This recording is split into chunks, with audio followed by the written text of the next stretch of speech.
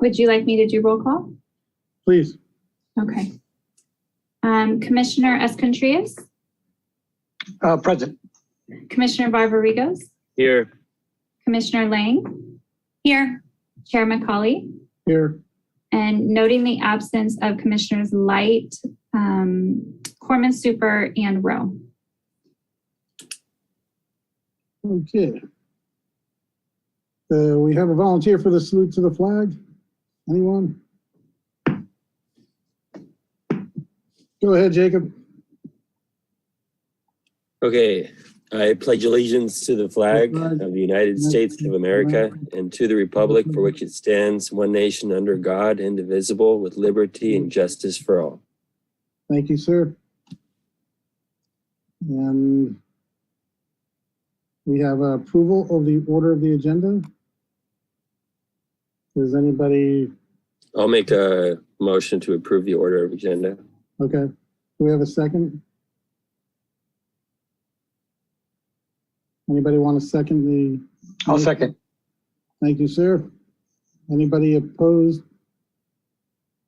All in favor? Motion passes.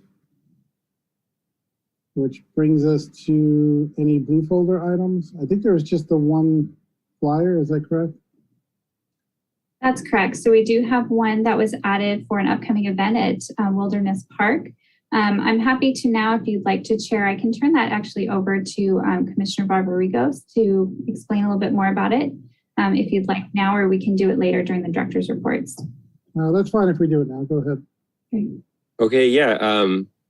Just happy to announce we're hosting a South Bay Parkland Conservancy is hosting Earth's Day event at Wilderness Park, April 23rd and 24th.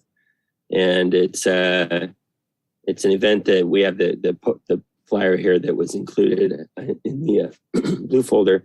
We have outdoor educational events starting from Saturday the 23rd and a community camp out that night as well.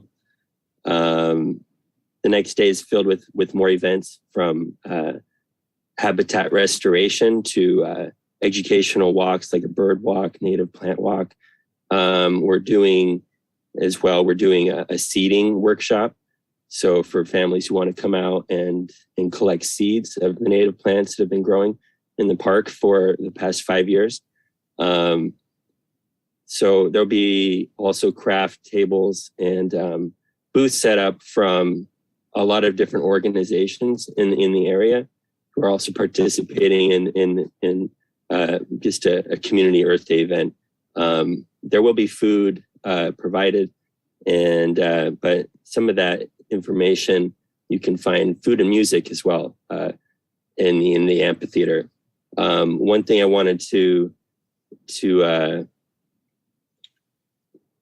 excuse me to mention is that it's also the Wilderness Park's 45th anniversary, and as a commissioner, I've been working on the joint fundraising subcommittee of the that was put together from the Historic Commission, the Library Commission, and the Public Recreation and Arts Commission.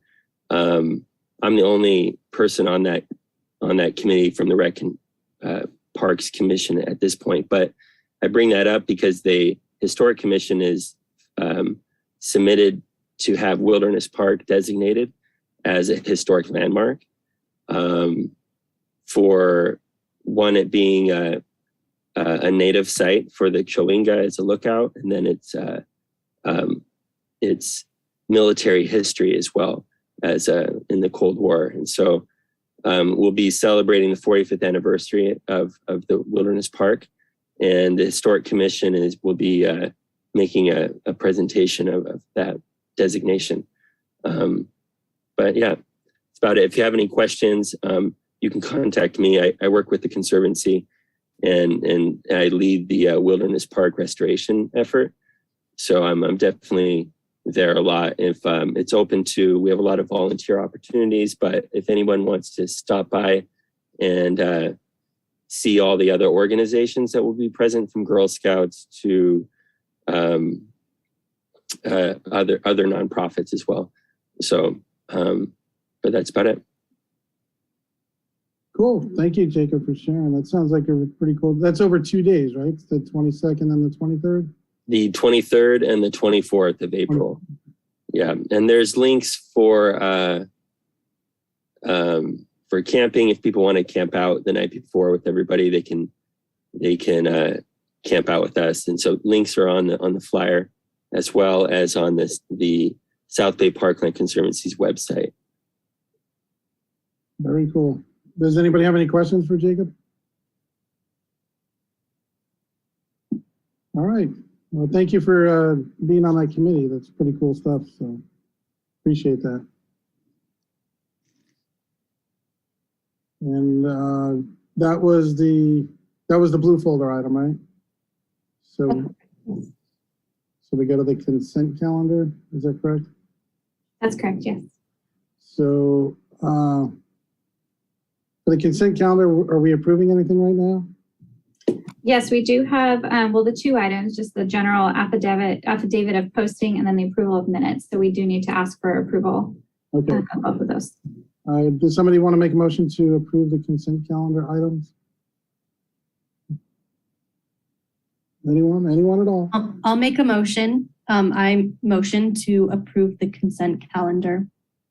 Thank you, Commissioner Lang. Is there a second? Yeah, second. Does anybody oppose the motion? All in favor? Aye. The motion passes.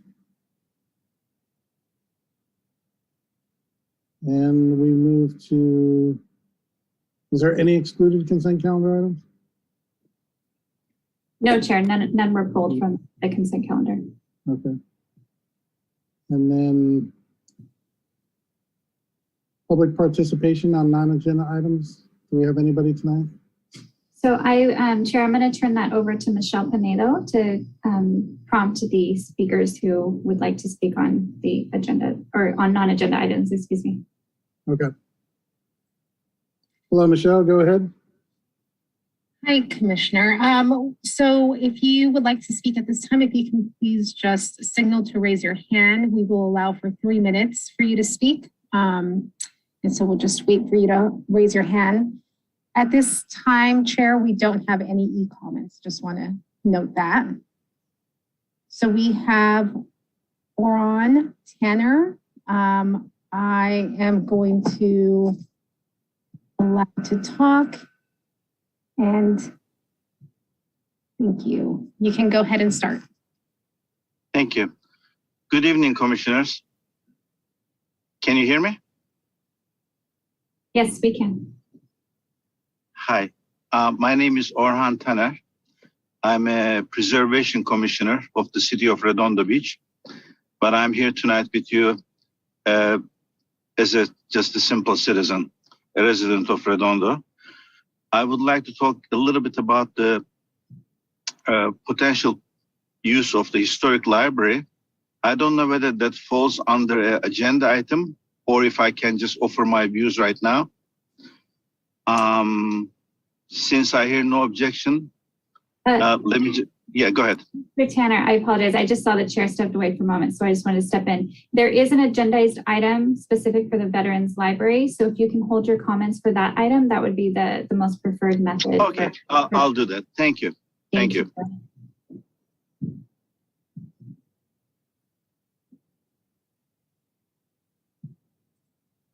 So at this time, we don't have anyone else that would like to speak, Chair.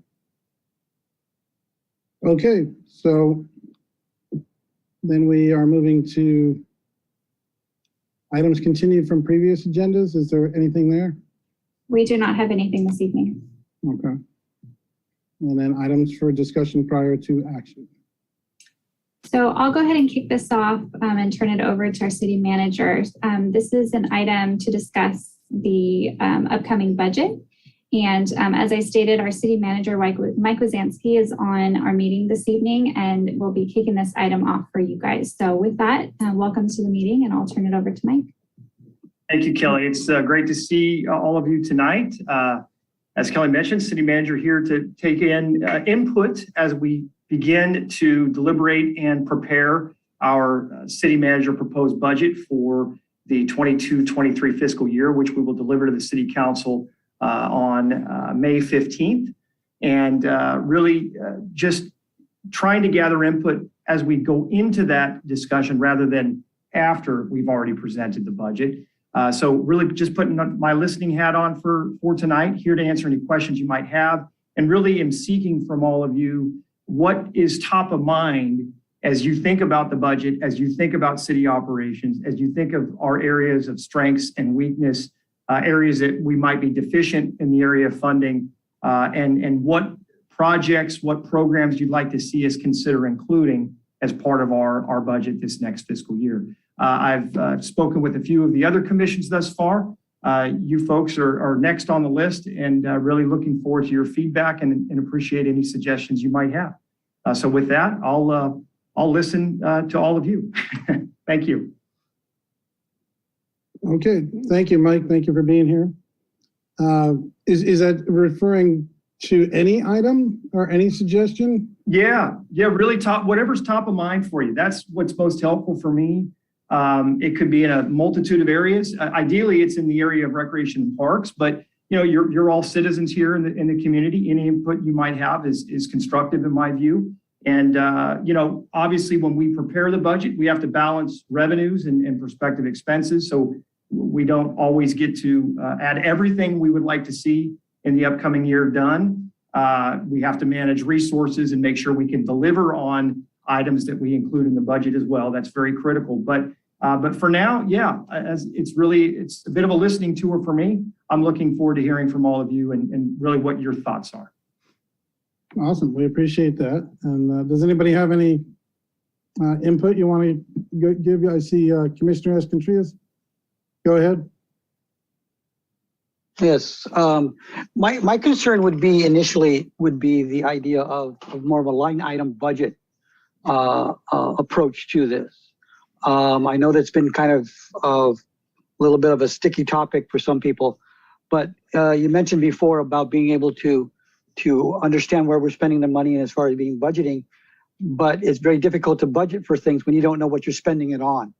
And especially the things that should have been spent on, or that there are items that we are spending money on that either is expired or is not relevant to the city at all. So I think that's the first part, or actually probably the only part I would look at to do that, because one of the things, and this is something I'm going to go into later on, is understanding is where does a lot of the money for the parks go, and where has it gone, and where can we cut things that we don't need in order to produce or to fund things that we really do need, that's going to benefit a lot more people than just a select few. But my concern would be is that, as well as the commissioner, is that we've yet to see what a budget, or that I've yet to, maybe my fault for not asking, is what is the Parks and Rec budget as it is, and what are we spending money on? That would be it. Thank you, Gilbert. Okay. Is there any response, Mike, or was there? Well, I think one of the things we'll be doing as we go into the budget this year is each of the departments submit on a line item basis their proposed materials and supplies, contract expenditures. In the areas of contracts in particular, they list out the various professional services that are requested for the following year. So to the suggestion, I will be evaluating the line item detail in the various departments, all the departments really, community services included. The notion of a parks budget is a little tricky. It's spread over two different departments. It's, on one hand, and Gilbert knows this, we've got the parks maintenance crew that comes out of our public works department. And then we've got on the operations programmatic facility side, we've got those expenses largely in the community services department budget. So it's kind of in two places. And then when you think about our capital spending, which is really where we do the improvements in our park facilities, we've got funding right now in the capital budget for improvements at the dog park at Dominguez Park. We have funding in the budget now for improvements to the general Dominguez Park area, particularly the play equipment area. We have funding in the budget for improvements at Aviation Park to the gymnasium from a maintenance standpoint. We have rubberized resurfacing money that's been set aside for some of our parkettes that have deficiency in that area. We have, money for Moonstone Park. We have money for Seaside Lagoon as a community facility. We've got some general funding in there for Wilderness Park improvements in a couple areas. Jacob's familiar with that. We have funding for regional park restrooms as a line item. So there are a number of things, and I certainly appreciate the comment about what we haven't accomplished or haven't finished, what we haven't spent money on, what we also need to sort of redirect and focus our efforts to spend on things that we feel that are of need. So every year we evaluate what's in that list.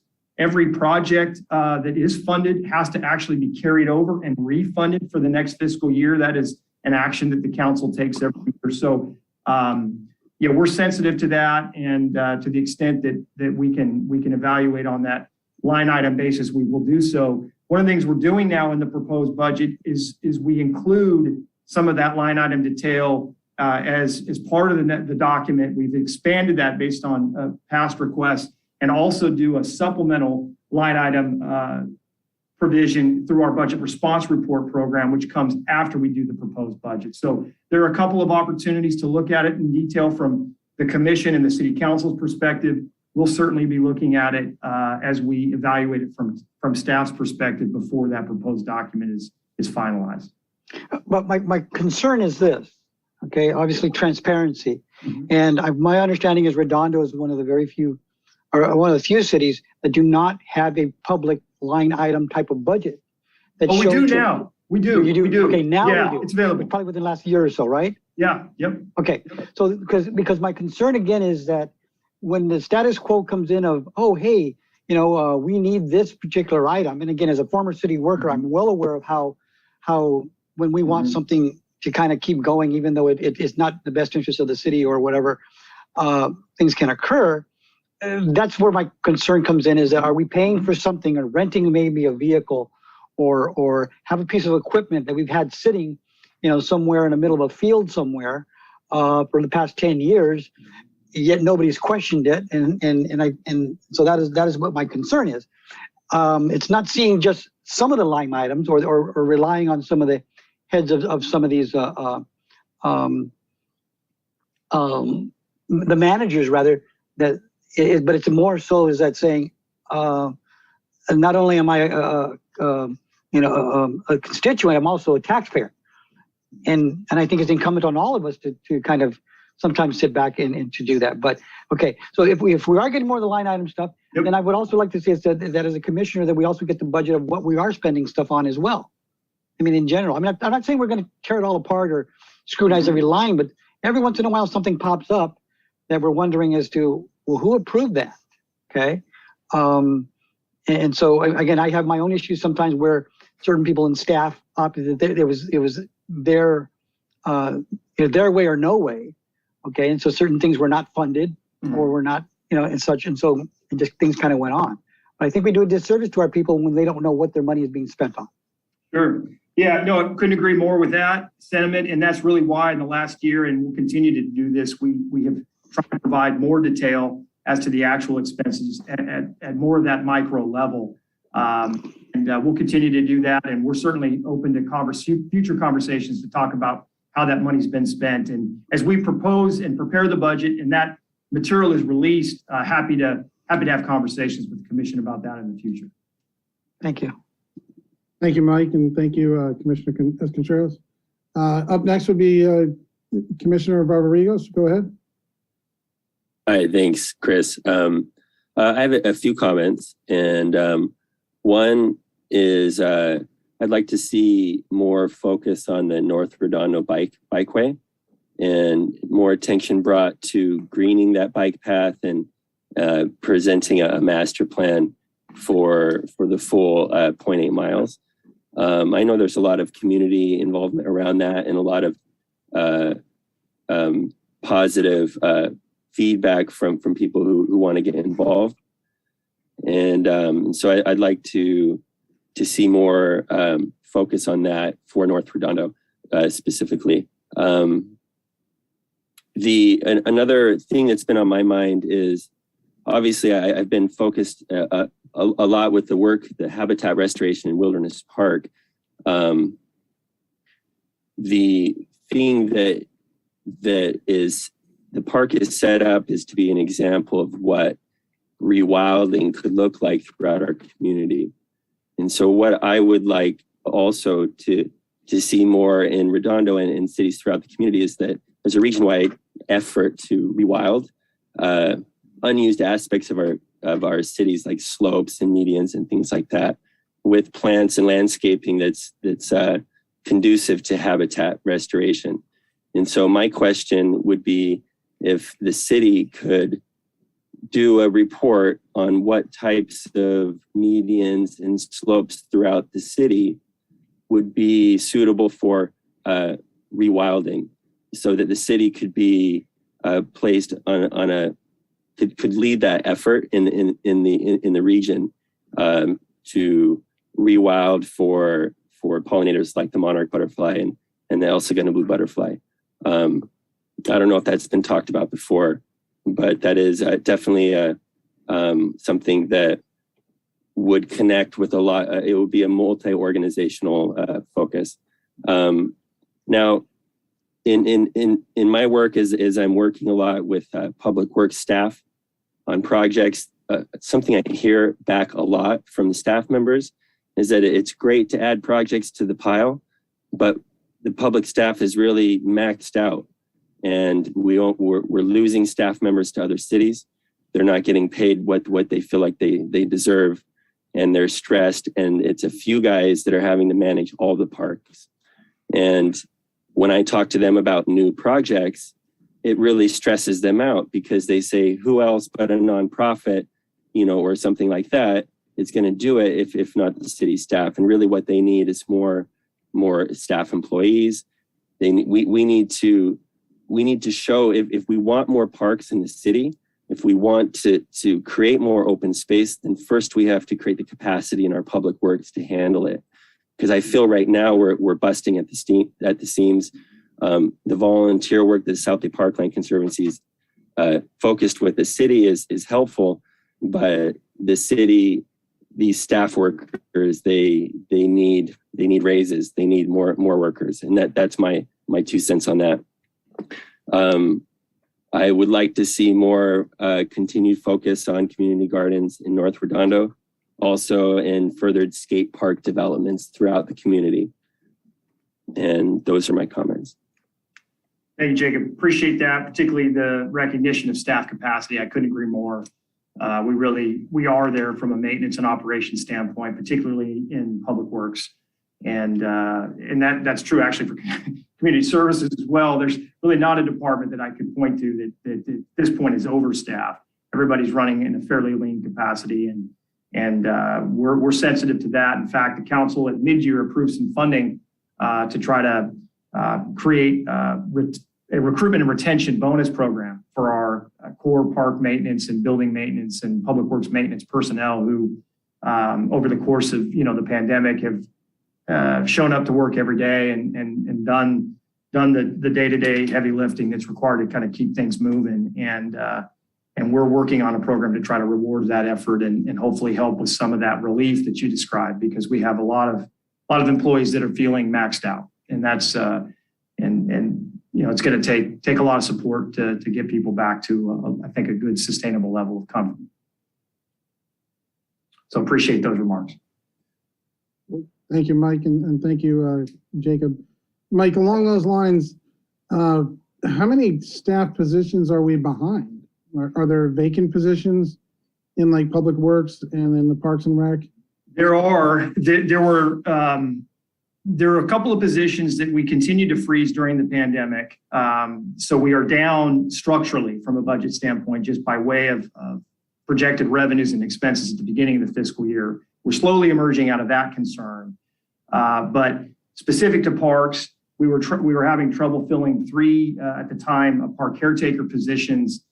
We approved a reclassification of a couple of positions in the department at mid-year to try to help incentivize the recruitment of those vacancies. So we're in the process of filling, but right now, if I had to venture to guess, I would estimate that Public Works has somewhere in the realm of 6 to 8 vacancies, and that's in a staff of when it comes to park maintenance employees in general of somewhere between, depending on the budget and the location, 80 to 88 budget positions. So we could be, depending on the unit, anywhere from 5 to 10% vacant right now.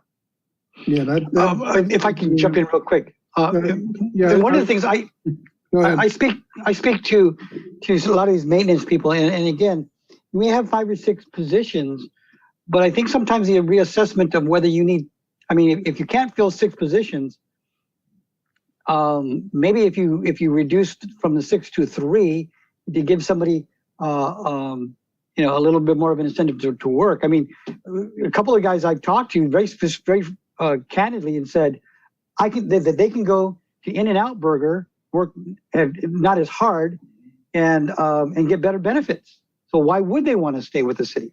Yeah, So I think what you might be referring to is, in some instances, historically, we have backfilled our vacant positions with part-time temporary employees.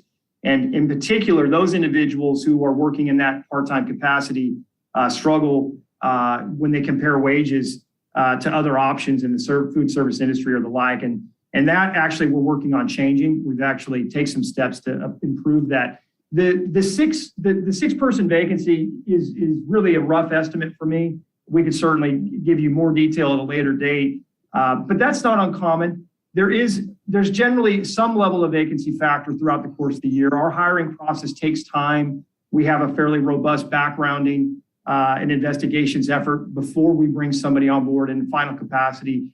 The recruitment period itself is usually a month or more. The advertising period for the posting of the job is another month. Takes another month to kind of get through interviews and make final selections. So hiring, in the government sector does take time.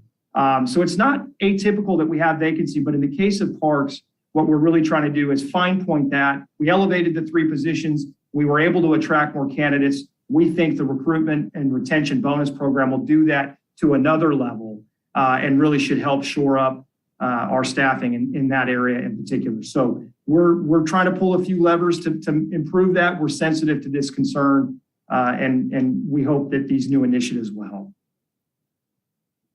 Again, I talk to these guys, I see them work, I worked with them as well, and I understand, but I also see on the other side is on the management side where generally those issues don't come up because these people are well paid. I mean, even unfortunately, you may or may not have any control over this, but some of our higher city managers are making really good money. Okay, I mean, you got, I know you don't have any hand in it, but if you've got a one person who's making, more than the governor, okay, I think sometimes there should be a reassessment of how are we being a little too top heavy for stuff that the basics of the people who actually are enjoying and having to utilize some of these facilities are not getting because of you can't fill the position. And again, I agree with the ideas that every time we come up with these great ideas of making life better and such, that the burden falls onto these hardworking people who are the ones that they're like saying, we really like to help you, but I'm kind of burned out. And then you compare that to a person who sits in an office all day in the air conditioning, who can't be 25 feet from a person, but that's the same person you see at Costco, slugging down a couple of hot dogs, but they can't come to work or they can't answer the phone.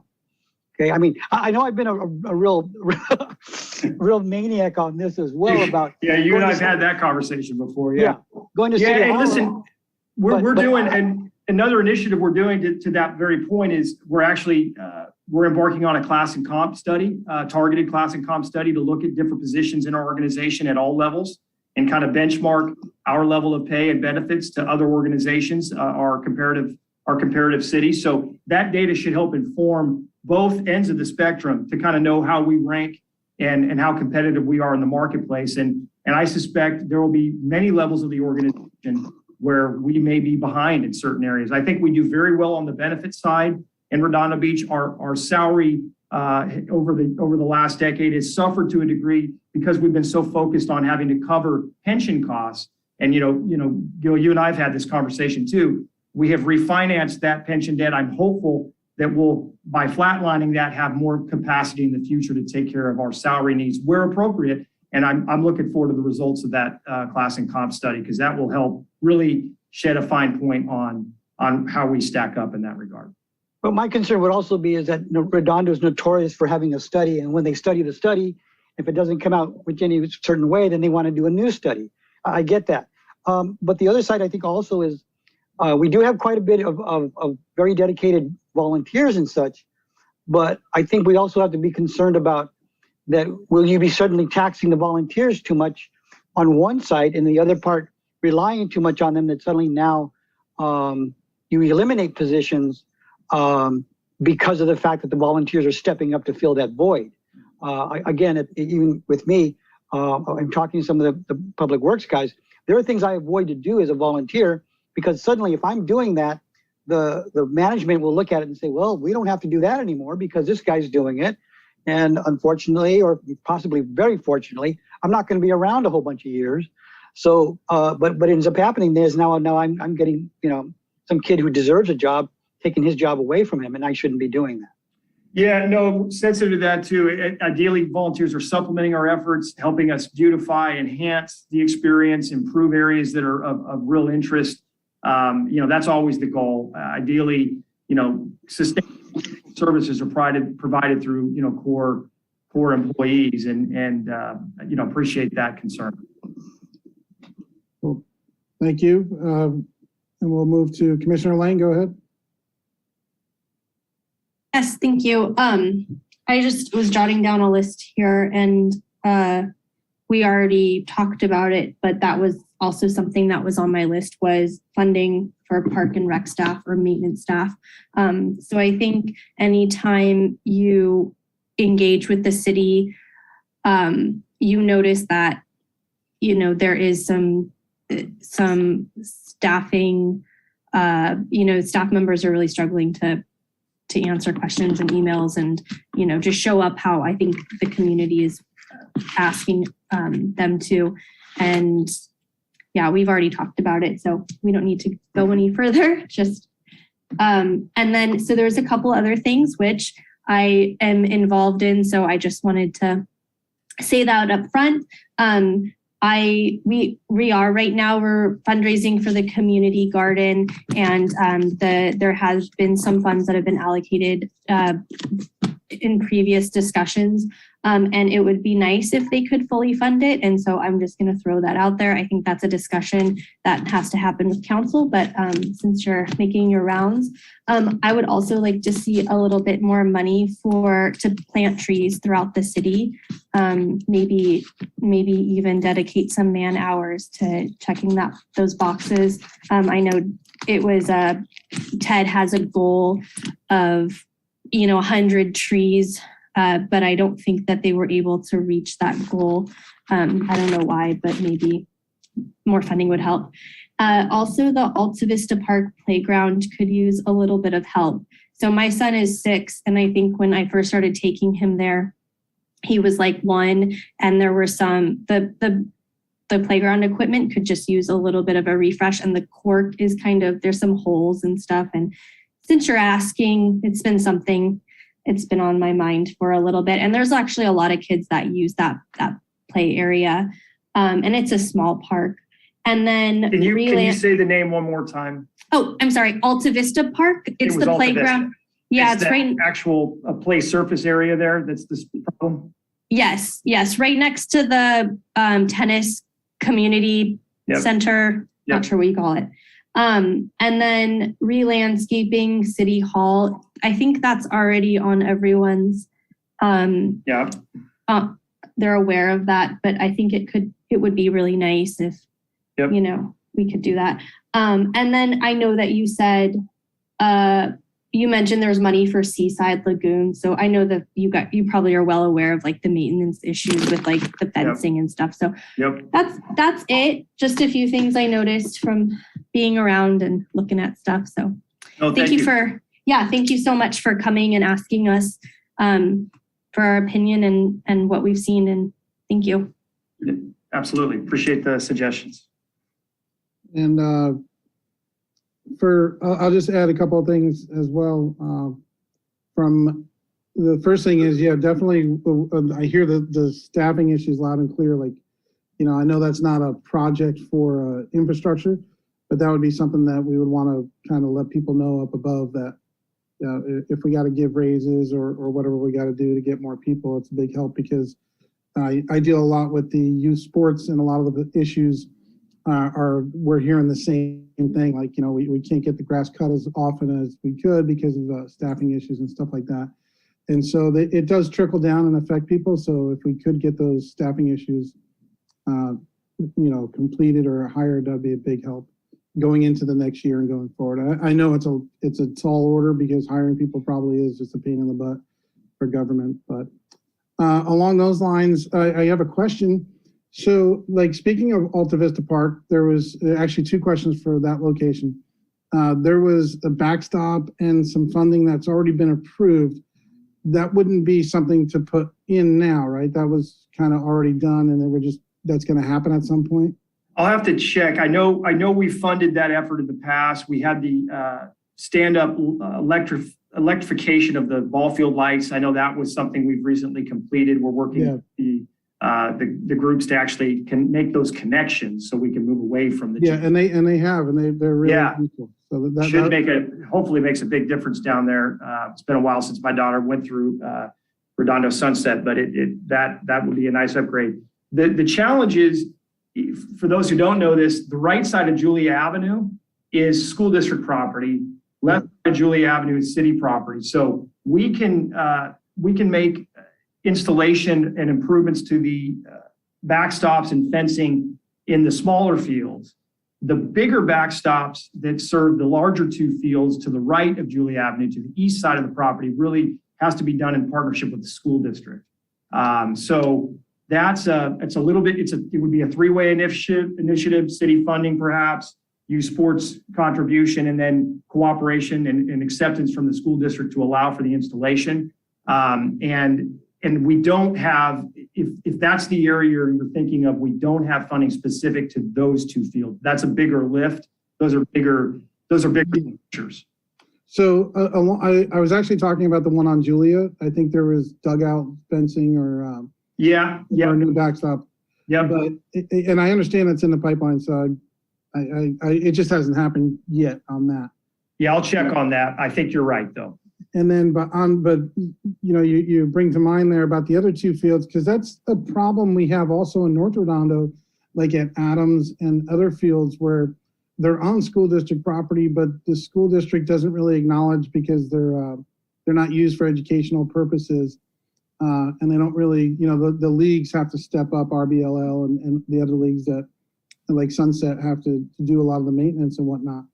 But in looking at Alta Vista, we came across some pictures from, I think it was in the 60s when the field was originally made, and they're the original backstops. I think you're right. There. And so, like, at some point, I think we actually have a committee right now where we're talking to the youth sports organizations and we're reaching out to them. And some of the issues kind of keep on coming up where communication with the school district and the city, because the property is split like Alta Vista and whatnot. And how do you get around that to make it more efficient use or efficient funding? But I would say going forward, if that's something that we can look into, because they just need to be replaced at some point. Yeah, I agree. And it can be. The school district has historically been receptive to donations for those improvements. There's typically waiver agreements and other MOUs that are implemented in order to protect the district as the installation occurs. And there are, ongoing liability concerns, when a pathway is improved in that part of the area and, later there's a trip and fall, ultimately those claims are tendered to the district. So there's sensitivity there. But it does take, I think, kind of a three-way discussion to kind of move those issues forward. So if the youth sports groups step up and they're interested in seeing those backstops replaced, I certainly would be.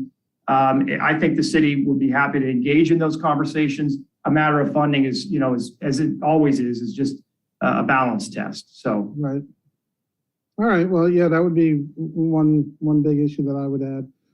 Commissioner Rowe, we are giving input to City Manager Mike Witowski for budget items for next year. So if you had any recommendations. Yeah, sorry, Mike, I was late. I apologize. No problem. Just a little brain fade. I'm new since October. I wasn't going to speak because I'm late, but the one thing I'm concerned as is Gilbert is I know a lot of the public works guys in the North Redondo that work on the Greenway. I know Mike Klein and Henry and Wallace, the supervisors, and I asked them how it's going. And it's always the same tune of we lose employees to Lomita, Manhattan Beach, Bellflower, who pay more per hour. So you bring a guy in for a year, you train him how to fix sprinklers, and then he goes to Manhattan Beach. Right. So, I understand there was a roughly of 24 men staff on the maintenance, and there's now like 12 to 13 since COVID. So, me and Jacob are out there trying to fight the Gophers. It's hard to, they're winning the war because we can't get guys out there to fight the Gophers, Yeah, appreciate that. And yeah. Budget issue, I understand it's a budget thing and it's on my mind, certainly, Mike. I appreciate your time. Yeah, no, thank you. And agree and mentioned a little bit earlier that we're working on a few things to hopefully improve that situation. We're aware of it and are sensitive to it. So we'll keep at it. Very good. Thanks a lot, Chris. I appreciate that plug in there, buddy. Of course. And does anybody else have any other follow-up questions for Mike or any suggestions? In that case, I think you're good, Mike. Thank you. Well, thank you so much. Really appreciate the input. And we'll do our best as we go through the budget to include what we can afford here. And good luck with the rest of your meeting. That Veterans Library is an important issue. So thank you for taking that up tonight. So we'll see you all again. Thank you. Thank you. Thank you, Kelly. Thanks, Mike. Appreciate it, Ben. Okay, so is that our next item then?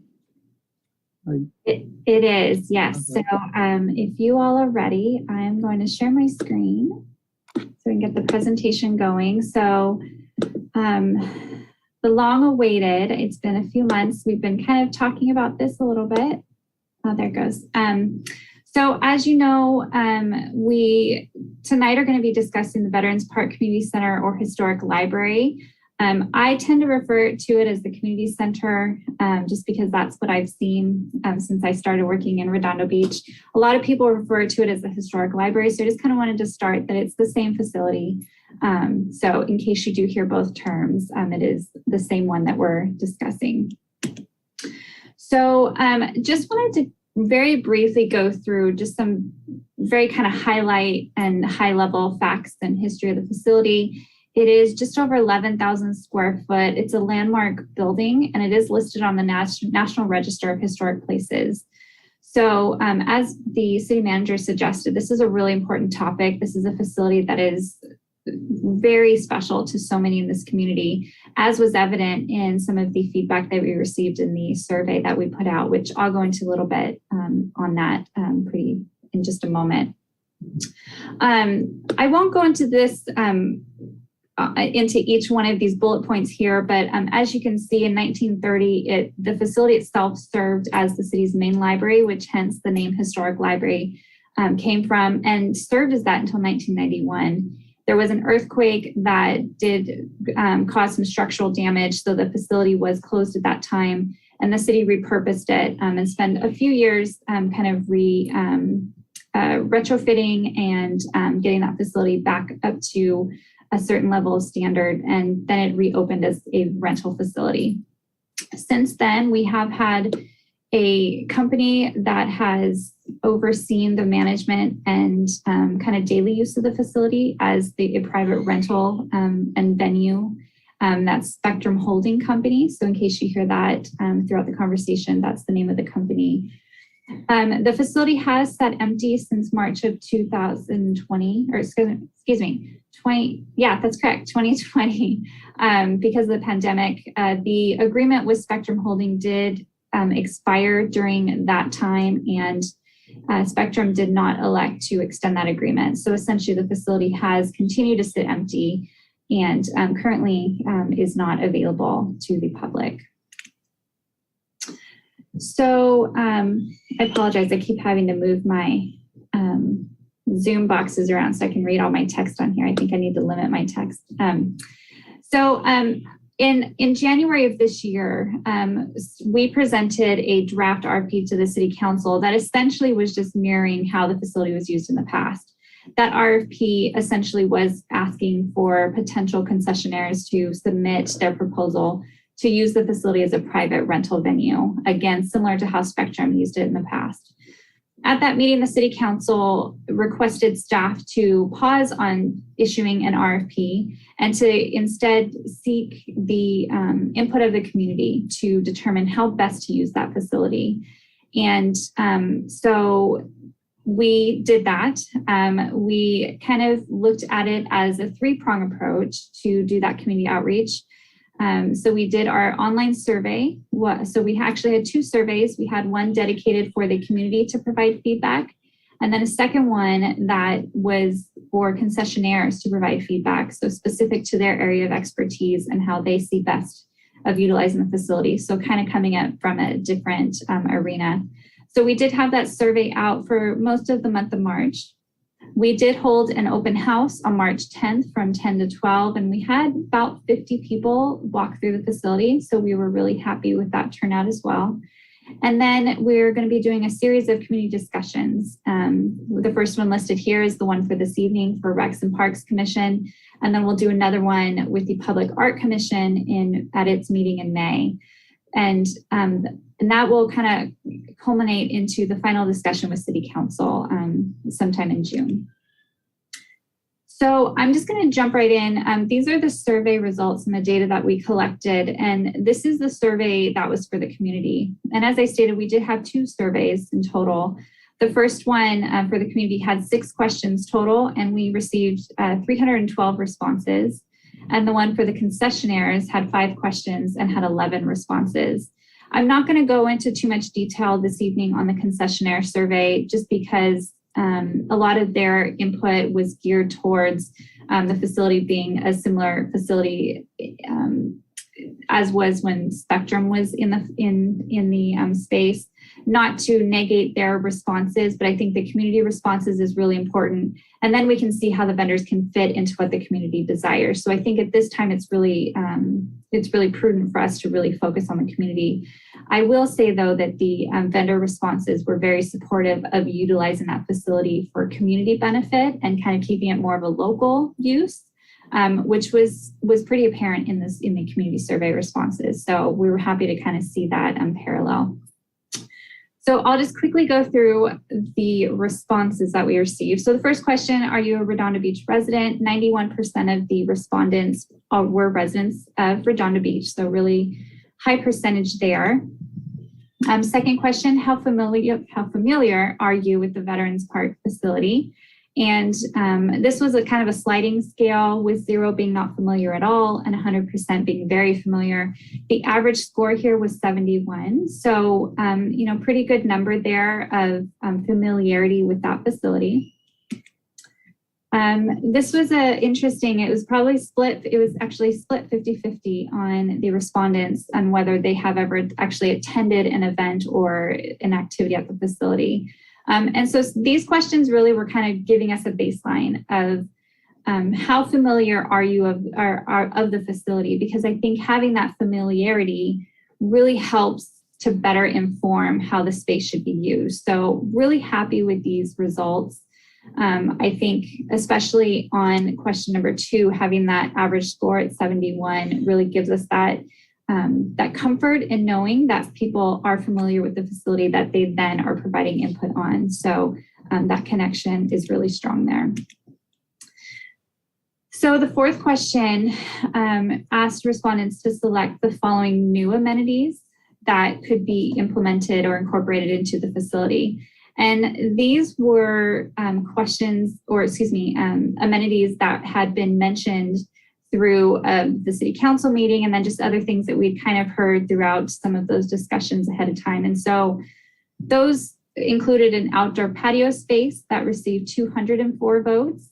The second was a performance area or band shell, which had received 194 votes. And then the other option had 118. And then none of the above was 23. So I do want to just point out that respondents were able to choose more than one here. So the numbers aren't necessarily, if you add all those up, it's definitely more than the number of surveys we received. So it was not limited in that regard. Speaking on the other option here, the respondents were provided us with some of their comments, which we looked at and kind of tried to wrap them up into themes. And so 37 of the other responses included low-cost community space or a space for events or space for meetings. So kind of similar to what it had been used for previously, but it had the emphasis on having it be low cost. 29 of the responses were kind of art focused, and for a sculpture garden, we saw those that mentioned a few times. And then 21 responses were for cafe, restaurant, that included outdoor patio or a picnic area for people to enjoy. Question 5 is, please provide your interest for each of the following potential uses. And again, these are other uses that we had heard through discussions. And so what we asked the respondents to do is to essentially rank what their preferences were. So on the selection ranking, the first column, those are the options that were available to the respondents. And these are in order of the preference that we received. So the number 1 ranking was for pop-up space for rotating uses. The second was a traditional community center. The third was an art gallery. And the fourth was a rental facility for private events. Fifth was cafe for daily food service. And sixth was an art museum. Some of the additional comments that we had received on this question, again, we kind of tried to wrap those comments into themes. 10 of them were for an art-focused facility. 7 of them were for a low-cost community space for events or meetings, and then also for a library. 6 of them were for a scout house, and 5 were for a food and beverage or outdoor patio picnic area. And then just kind of the open-ended kind of final question, let us know any other comments or suggestions that you've heard. And these are by ranking the words that we saw the most of. So art was in by far a high majority of the responses that we had received on this open-ended question. Event was the second most word. Local was the third, which again, I think is really important to specify that there. It's one thing to have a facility that's open for the community to use, but then another one that's really trying to focus on a more of a local feel and use. And so it was interesting to see that kind of pop up there. The next one is community, and then historic. And then the 6th one is just keep. A lot of people really love the historic nature of the facility, loved the aesthetics of it, and really appreciated that the city was looking at trying to repurpose it, but really wanted to keep its charm and to keep the facility. And so that is the results. So kind of next steps, the first step here is to receive feedback from you all this evening. And so that's highlighted there. Looking ahead, we did receive a lot of questions and interest in doing a second open house of the facility. And so we do have one scheduled for Wednesday, April 27th from 4 to 6 p.m. So it's really just an opportunity for people to come and walk the facility. There is not anything specially planned. And so it's really just a time for people to come in and at their leisure, walk the facility and just kind of take a look at it from the inside. A lot of people that we did see at the open house, at the first one, just said, I walked by this facility so much and I've just never been able to come inside. And so we're going to be doing another open house to provide the community an opportunity to take a look. And then after that, as I stated earlier, we are going to go to the Public Art Commission in May, and then we will present all of the feedback that we received from the commissions, as well as the survey data from the community and the concessionaires to the City Council in June. So where we are today and really what we as staff want to pull from the commission is after looking at all of the data, what we wanted to do is to have the commission kind of help us refine some of the feedback so that we can almost funnel the information a bit so that when City Council has an opportunity to really look at all of it, we have the commission's input on some very more specific items related to what the community feedback included. And so we have a series of kind of questions for the commission. I think it's probably best structurally if we go through each one individually. And so if that's okay, I'd like to just focus on this first question. And again, we're really just looking for some very quick feedback from the commission on this. But the first question here is that considering the community's desire to utilize the facility as a pop-up space, are there certain uses that you would prefer? And are there certain uses that would not be favorable? So before I kind of turn it over to you all, I wanted to provide a quick kind of overview of what a pop-up space is. I think it's kind of a term that not everyone may be familiar with, or at least not have an idea of how it can be used in this type of a facility. So it's essentially a venue that is meant to be temporary, anywhere from 1 day to several weeks. So you could have, let's say the kitchen space or the cafe area can be a pop-up space, and every 3 to 6 months you have a new restaurant or catering company come in and kind of run a community cafe. Or you could use it as an art-focused facility where it has a rotating artist or whatever it may be, but it's essentially a pop-up to where the user is not there for a very long-term amount of time. And so with that kind of a mindset, some examples, if it helps the commission, based on the responses we received from the community, and what would be helpful for us is if kind of to answer that first bullet there, are there certain uses that you would prefer? What would be helpful is if an example could be an art-focused facility, such as a gallery or a studio or a cafe or restaurant, or even a live performance venue. And so, and then on the flip side, are there certain uses that you would not be favorable? That could be as simple as a merchandising type of we don't want someone to pop up and sell some clothes in that facility. I mean, that it could literally be that simple. And so I know that was a lot to kind of go through. I'm happy to leave this slide up. I can always stop sharing my screen as well. Sometimes it's easier if we can see everyone. So let me know as we're going through the discussion what you prefer. And then I'm also happy to jump through to the other slides as well, since I did kind of go through all of it. It's a lot to digest at once. So with that, thank you for bearing with me. I'll turn it over to you all for this to talk through. One final thing, we do have a number of people on the meeting who do have some comments and want to share some feedback on the facility. I don't know, it's up to the commission if you would like to do that now, or if you would like to ask any questions first and then we jump into providing the feedback. But I just wanted to mention that to the chair and to the commission on how you'd like to proceed with that. So thank you. I will turn that over to the chair. Thank you, Kelly. I think if we go through and hear the commissioners, we'll do that first, and then we can get to the input as well.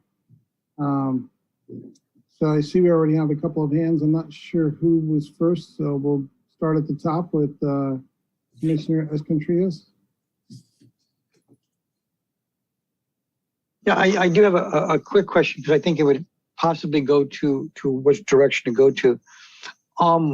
Is there contingencies on one side for a city-run venue or an outside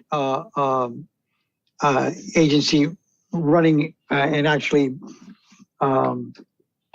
being more responsible for that? I think that's something to consider because, again, how it is used, whether you're going to be using city personnel to do all this, and then again as to what criteria it is, say, for example, art, things like that, or how much leeway you give to a certain person who comes in.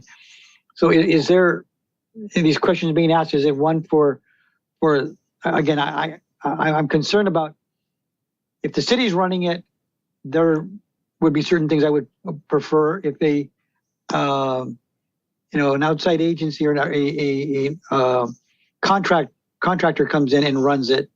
That maybe, I think, sometimes changes things a little bit more as well as to more leeway or not. That's one of my concerns before I even go anywhere else with this. Sure. So the city does not have any dedicated or allocated funds for how the space will be used. And that's going to be part of the process. Is the city council is very clear that they just want to hear from the community how best the community wanted the facility to be used. And then at that point, it's up to the city council to determine how it would like the facility to be used, and then what model makes the most sense for that and how best to fund that. So to answer your point, or excuse me, answer your question, there's no funding set aside for it, whether it's city staff managing it or an outside vendor coming in and doing it. But that will be part of the discussion once it gets to the city council so that they know better what needs to be funded and how much. Okay, because yeah, that would be a concern, is because again, now do you have to build a whole different office, to run this? Is it the same people that run the Performing Arts Center, that type of deal? How much is it going to cost? I mean, look, had a discussion earlier about not even being able to mow lawns. Now we're going to have somebody, be an art director. Okay, so I think sometimes that I don't know. I'm just concerned about looking at that, or what would somebody else coming in to be able to run it with contingencies that would be able to do that. That would not cost the city any money whatsoever. In fact, we would make money, and without having to do any more staff or anything else like that, based on the criteria that we put out. But I wonder if it's, sometimes that's a better question to ask is, let's determine who's going to run it first and then decide what we can do with it. Okay, that's just where I'm at. Thank you. Thank you, Commissioner. We'll go to Commissioner Barbarigos. Thank you. I was just unmuting myself there. I tend to agree with the feedback that the communities put forth as far as the order of the focus. I really like the idea of putting an art focused gallery of some type in there, like an ongoing presence. It's something that I was raised with, was a historic building in my community that was also an art gallery. They hosted an annual art competition every year that generated a lot of talent throughout the community.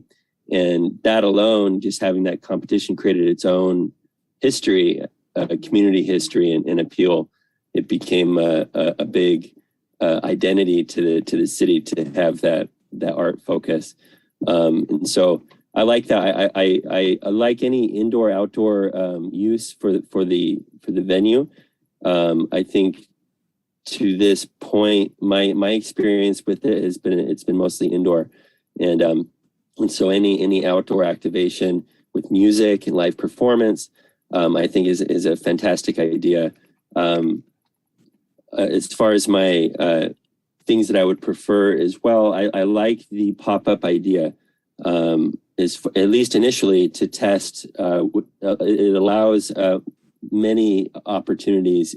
We can test different ideas over a period of time, and then maybe gradually that changes. But to to be able to offer that space in a variety of different ways is a big value. And the cafe is one thing I had thought about, because I've participated in events at the museum before, and it was run, the only food options that we had were you had to go with the existing caterer that had a contract with the city or something like that, which really limited what we could do and what the community could do. You can bring your own caterers, you'd have to buy. And so I like the idea of opening that up, making the amenities, the kitchen amenities more available to more than just one catering company that has a contract. Let's see, just looking at my notes here. As far as, and that would be my what not to do, would be not to restrict the food to just one catering company. So I think that's all my comments. Thank you. Thank you, Jacob. Commissioner Lane, go ahead. Thanks. Okay, so I had I've seen the inside as well, and I had a similar experience as Jacob. I think that was a really limiting experience. I think when we had this event, we did, it's a nonprofit, doesn't have a lot of money, and we needed a space to host just people interested in the work we were doing. And so we wanted to put on something that was nice for the attendees, but we really didn't have a lot of money. And so that made it challenging because we couldn't bring in, even our own like bottled water, napkins, like cookies. And so that was disappointing. I've also attended a wedding in the space. And I think from what I can remember in the main space, they've removed a lot of the original character of the library, which is disappointing. And I think there's carpet on the floor in certain areas. Personally, what I would like to see is the space definitely accessible to the community. I think having events there would be great, but maybe not restricting it to one catering company with a contract. There's lots of spaces like that other cities have that are able to be utilized for classes that the city puts on, are classes for small children, dance classes, exercise classes. I'm not sure what the inside looks like, but it would be really nice for the community to be able to share in the space without having to go through a catering company that holds an exclusive contract. And Veterans Park is just ripe for utilizing it for concerts in the park, and being able to use the library to enhance that experience makes sense. So I don't know if I gave any really great feedback, but I know that I would like to see it open to the public. That's it. Thank you, Mara. And go to Commissioner Rowe. Go ahead. I appreciate that. Yeah, I appreciate Gilbert. I think that's a good idea to try to make a buck. I love the artwork revolving gallery. When you go to the Orange County Fair, I go right to the art tent and I see what's in the art tent. And I wish I could go back again the next month. So I love the revolving art idea. It's 11,000 square feet. That's big. Is that... I've not been there. Is it just open space and you've got 11,000 square feet of open walking space? On the main level, it is pretty open. It's kind of sectioned off between kind of the main, it's almost a T shape. So the longer part is open, and then the back part, but it's all kind of just an open kind of hall type of facility. Upstairs, there is kind of a smaller mezzanine kind of an area. And then downstairs is really where the kitchen is. the restrooms, and a bunch of smaller kind of classroom-sized facilities and office spaces. So the downstairs is not really for public use per se. It can be.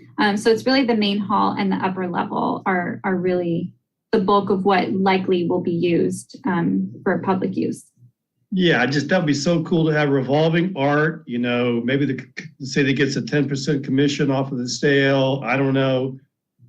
And a cafe, some nice food. That would, because I think you want to keep traffic, you want to keep folks to return. If you put a boring community center, it's going to get stale. But if you have a revolving pop-up, something to keep us returning every 3 months, that would be really cool. So I appreciate the time. I love the idea of the art gallery. Thank you. Thank you, Commissioner. And I'll give my 2 cents is it's a beautiful location, and we got to keep it going and doing events there, period. I like the pop-up, do different, change the pace. Maybe it's art for a few weeks, maybe it's something else. Still do the weddings on the weekends. That's probably a good revenue source for the city. We want to at least offset some of the cost. I would encourage reaching out to the school district and getting school groups and scouts and all of the youth groups to have access there. There's many groups in the city that don't have a place to meet, and that could be a great place for them to, if there's access to, because it is so big, you can be doing multiple things on one evening. Different groups can be using it. I'm not really sure of things that I would not be favorable to. I would say we prioritize city groups and city residents over any business entities or outside groups. That would be one contingency. And yeah, I like the idea of the kitchen. Yeah, I know, yeah, if you're kind of tied to whatever contractor is using the kitchen, then that definitely can impact your event. So if that can be done, that would be something I would prefer as well. Those are my 2 cents. Commissioner Lang, is that your hand or is it still up from the last time? All right. So Chair, would you like to take public comment now, or would you like to go through all 3 of the questions and kind of get feedback and then hear from the public? All 3 of the questions which were from the survey? It's the 3 questions that we as staff were kind of posing to the commission based off the survey data. So this would be the first one, and we just had 2 more. Oh, okay. Oh, I didn't realize that. This is just, that's right. I see it. Let's go through the 3, and then we can hear from the community, and then we can finalize our commission decisions. Sure, perfect. Okay, so the second question is really in line with, so we had the pop-up kind of model on the previous question. The second one is on a shared use concept, which you can almost kind of join the 2 if you wanted to, but a shared use concept is more, there's some examples here that we kind of put together that were in line with some of the data that we received. So an example could be doing an art gallery or museum during the day, but then in the evenings when people may not be coming to view the art gallery, it could be a private rental facility for meetings or for private events. Another example is an art gallery during the day and then a cafe or restaurant either during the day or simply just at evenings. Or do the facility as community classes and activities during the day and then rent it out for the evening. So you can see it's the shared use. It's not just singularly private events. It's not just singularly an art-focused facility. There's another component to it that we can kind of use it at off times. So just kind of wanted to get your feedback on what some of those uses are. Based on some of the comments I received on the last question, I think that some of this has already been answered from some of you. So I'm interested to hear your feedback on this type of a slightly different type of a model.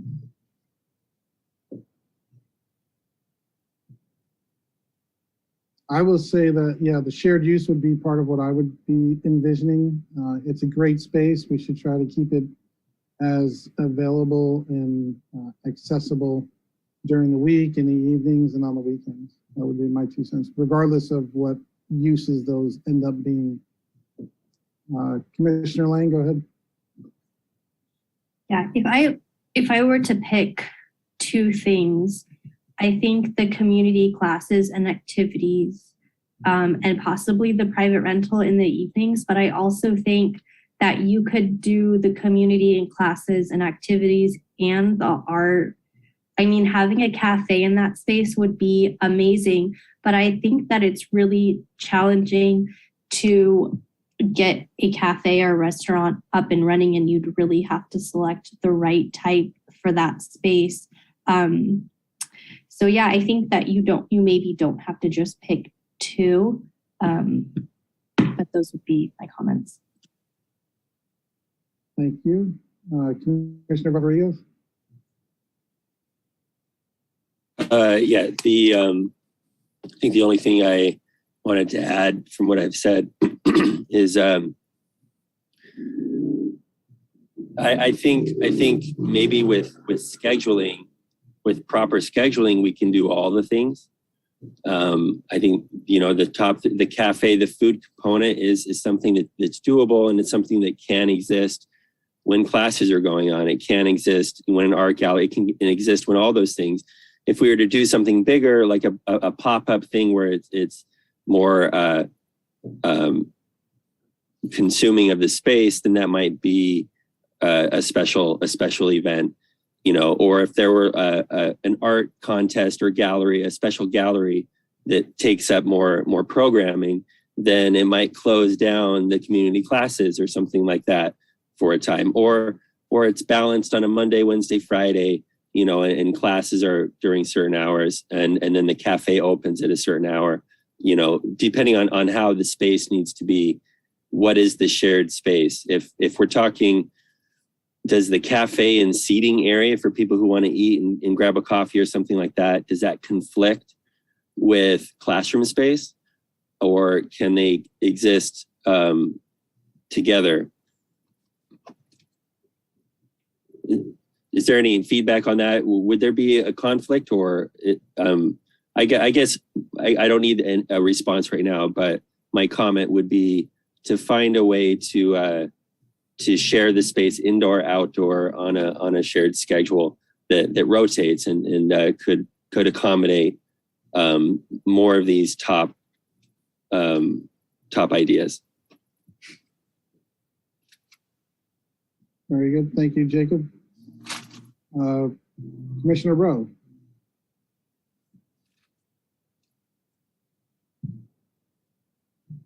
I think you're muted. 11,000 square feet, I apologize. 11,000 square feet. How much is kitchen? I apologize. I don't have the exact square footage of that. But it is part of 11,000 square feet. It is part of it. It's a commercial kitchen, so it's a fairly. Okay, yeah. Yeah, I can't, I've not been there. So it's a permanent. Yes. 1,000 square feet. And so if you have another 1,000 square feet of dining tables, that's, we got 9,000 square feet left. I think a cafe can coexist, as Jacob said, it can coexist with at any time, hopefully, but I don't know the layout. So I think a cafe can coexist at all times of the day. I think that Gilbert's desire to make money, I think the private rental in the evenings makes sense. Can be some good revenue. But I like Jacob's idea of we could do it all with 11,000 square feet, and then you need someone to manage it all. But I like the idea of being very flexible with this. And thanks for your time. Thank you. I would add that, some of the groups that may want to use the facility may take up wanting to work together to do the cafe. Like at some of the parks, we have the snack bars that are run by the organizations that use the facilities. So maybe it'd be an easier problem to solve without needing an outside contractor. Just thinking out loud. But on that, should we go to number 3? Sure. Okay. So. I'm sorry, can I jump in on the last one? I'm sorry. Sure. Okay. Little point of clarification. I'm not looking that it should always make money. I think sometimes cost neutral is good, as well as taking a loss in some areas for the benefit of the community is also very good. But I am for any multi-use that if, although properly run and properly scheduled, I think all these things can be valuable in there, provided that we look at what is a priority and who is given priority over certain things. I mean, obviously a restaurant could coexist, art gallery as well. Each of it should complement each other as we go through there. Use by communities at evening time, whichever else, whether it's free or for city people, I think works well. It's not all about, again, making the money. It's what I think it's a matter of how it is managed and is managed properly to the benefit of the city, and most importantly to the people within the city. That's kind of where I'm looking at. But anytime that we can utilize something and with multiple facets to it, I think is always acceptable. Thank you. Good points. Thank you. Okay, so our final question and area we wanted feedback from the commission on is, as I stated several times, and the commission is kind of, sounds like most of you are aligned with, is that the community really desired to have this facility available to them directly for low cost. One of the things that anecdotally I heard from a lot of people attending the open house was, I always wanted to even just peek inside the facility, but the costs to rent it were so high that I never had an opportunity to.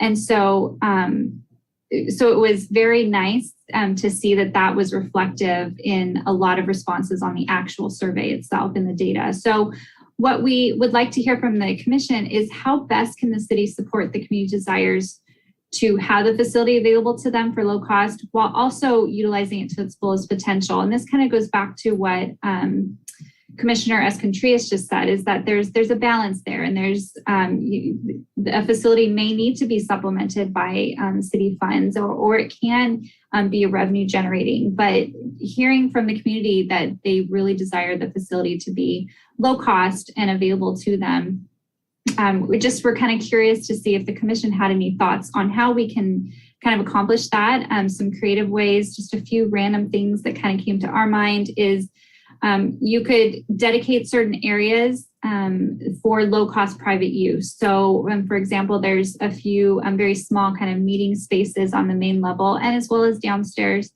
that could be set aside purely for use for scout meetings or for other nonprofit groups in the facility. Or another example is that if it's a shared use with a private rental option, maybe there's a dedicated resident fee scale. So that's kind of the feedback we're looking for, just trying to see if there's creative ways that we can keep some of those thoughts at our forefront as we're working through how best this facility should be used while considering who should be managing it to bring it to fruition. So with that, happy to hear some of the feedback on this. Commissioner Barbarigos. Hi, thank you. My comments are, I really like the idea of designating certain spaces purely for community access and for classroom stuff like that can be rented or accessed continuously. And I also am thinking as far as for-profit companies that come in there, is that maybe there's a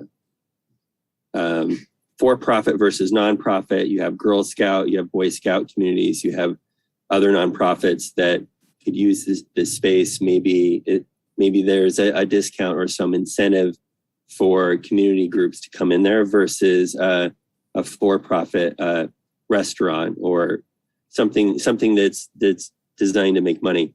I think that's if that's a scheduling thing, or as far as all of the space could be open to community at low cost. If they, if they're showing at a lower cost, I mean, than for profit. So but then that would be balanced on a schedule. So I know I'm kind of saying that over again, but that's pretty much all I had to say. Just real quick, Kelly, if I'm renting that facility, who do you go to? Do you go to the Parks and Rec's office? Previously, it was solely managed by Spectrum Catering, so the company that had the contract for managing the facility. So we as staff had no involvement in the private rental. Okay, so in this going forward, it could end up be that the city is doing the scheduling. Is that?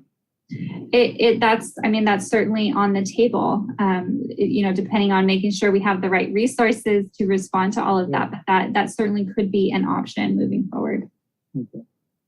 I think Commissioner Escondrillas, I think you're next. Yeah, I think again, the question comes in is that if the city runs it or if a vendor comes in. And I think that's important thing with the vendor is that the city can put contingencies on the agreement with the vendor as to what can be done and what can be charged and what cannot be charged, and obviously allow them to decide whether or not they want to take over that with those contingencies, or the city runs it itself. I'm definitely in the understanding that there should be areas, for meetings and such. But I think a lot of it has to do based on the configuration of what is in there as well. I do believe that there should be a sliding scale based on prioritizations of what's important to the city and what's important to the community. I'd be quite honest with you, I have a little bit of an issue with the term low-cost private use. It makes it sound like there's somehow more a subsidy, if you will, okay? Or like a Section 8 type of deal. I think it should be cost. And the cost is what it is, as opposed to be kind of, but again, it's a little bit more along the lines of the sliding scale between a for-profit versus a non-profit versus a meeting for commissioners, if anything else, where it's zero cost to city for city functions, like that, and as well as and then the scale going all the way up to again to a wedding or whatever else like that. But I think it shouldn't be in competition either with the local hotels and such, because we still wanted a destination type of location as well, that it is viable for that. Otherwise, to do that. But again, I believe a sliding scale would be helpful. Thank you.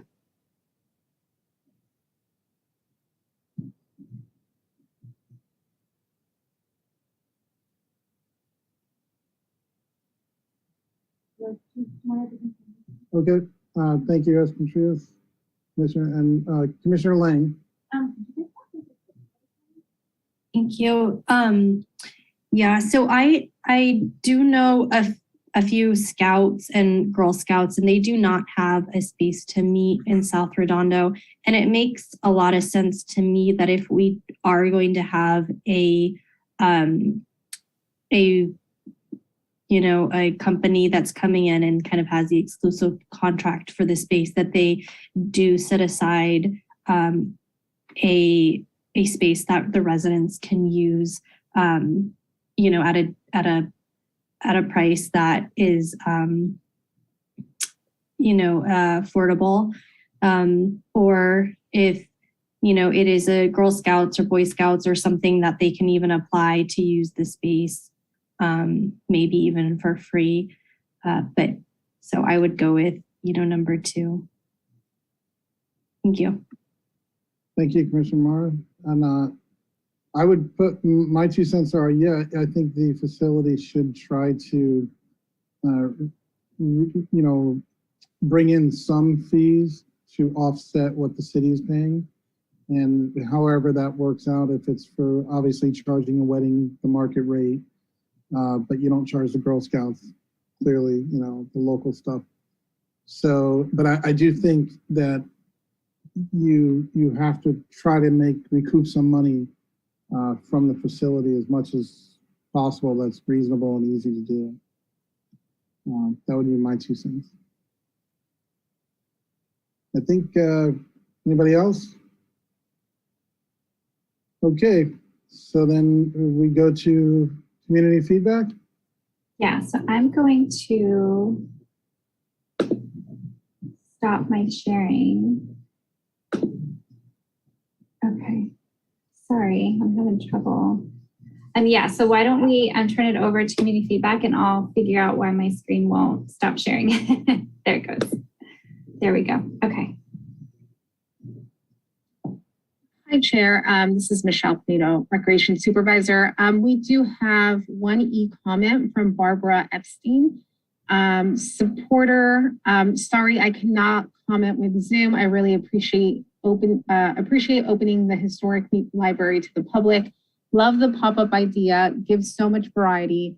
All these options would be great. Would love to see a tea room.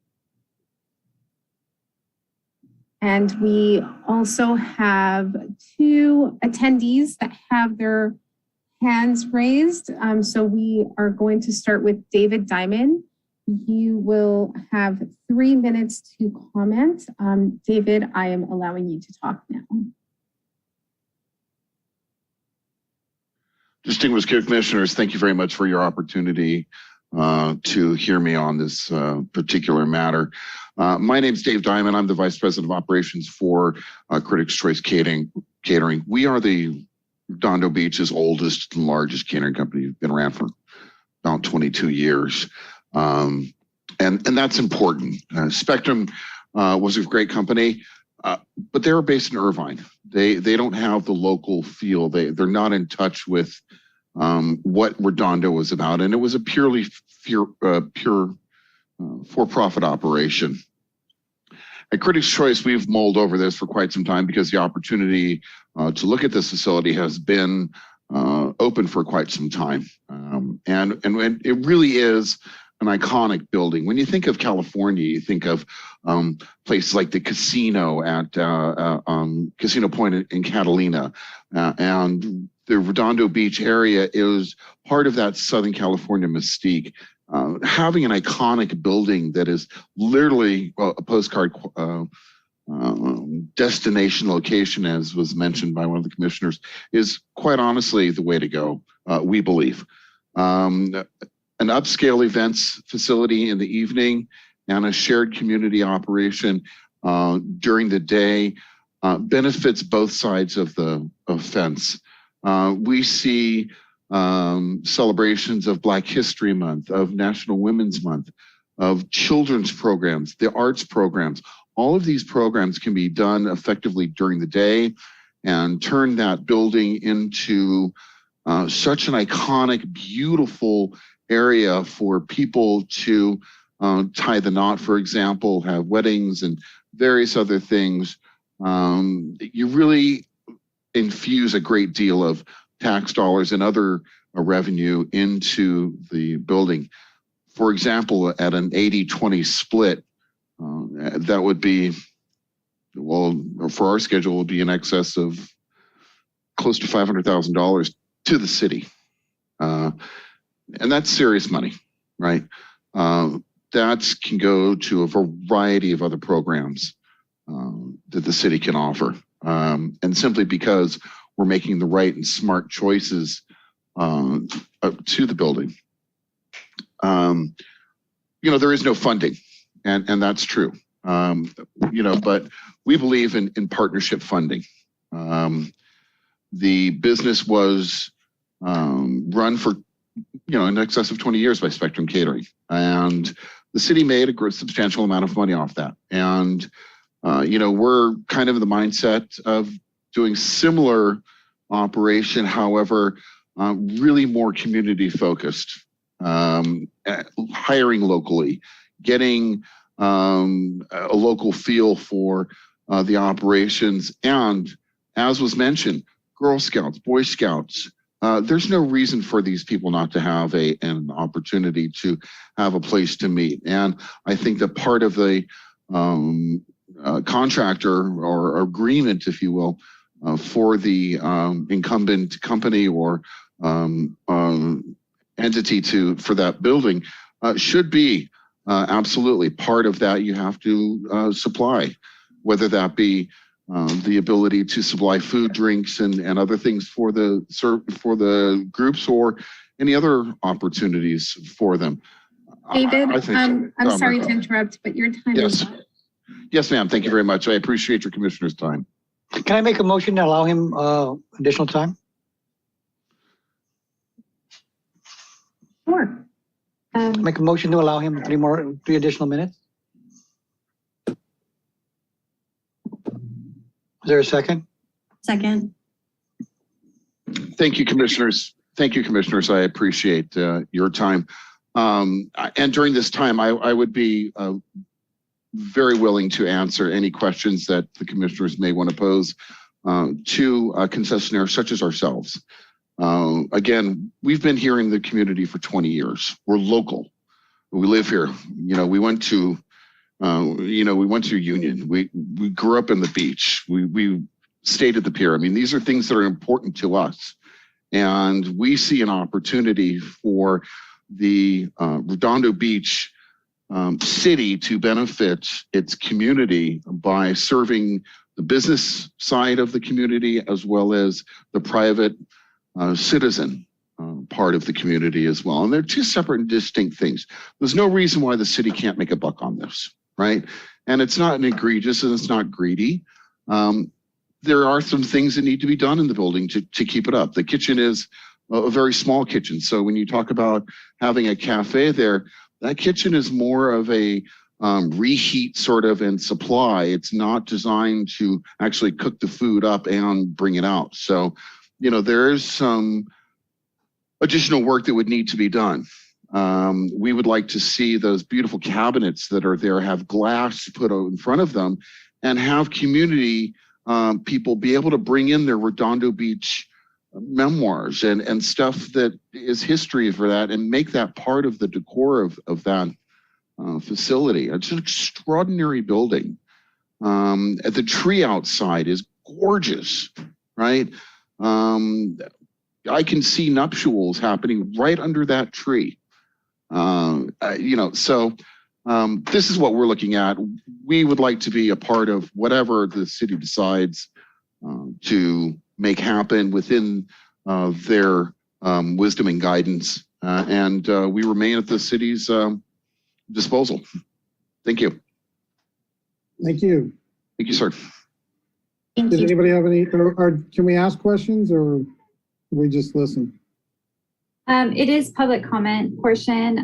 If you did want to ask a question, then we would have to allow all the commissioners to ask questions. So if definitely an option, but we'd have to go procedurally through that. Okay. All right. Sorry, David, but thank you so much for coming. It was good to hear your input. Thank you. Go on to the next public input. So Chair, next we have Flo Speakman. Getting ready to unmute. You will have 3 minutes, Flo.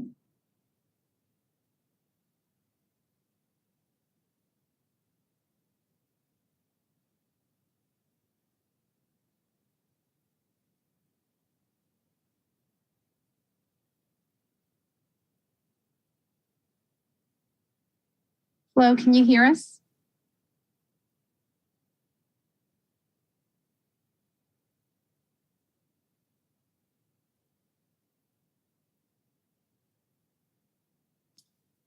Michelle, if you don't mind, can we, if there's it looks like we may have a third, can we move on to the next one and come back to Flo? Maybe her technical difficulties will clear out. Thank you. Next we have Horan Tanner, permission to speak. And you are on mute. Good evening, commissioners. Again, my name is Orhan Taner. I'm a preservation commissioner, but I'm here tonight with you in my capacity as a private citizen and a resident of Redondo Beach. I'm not affiliated with any company, or I don't have any commercial ties, at least with regards to the subject at hand. Thank you for taking the time to listen to me. I actually approached the council and some council members late last year when I found out that the historic library is available for future consideration.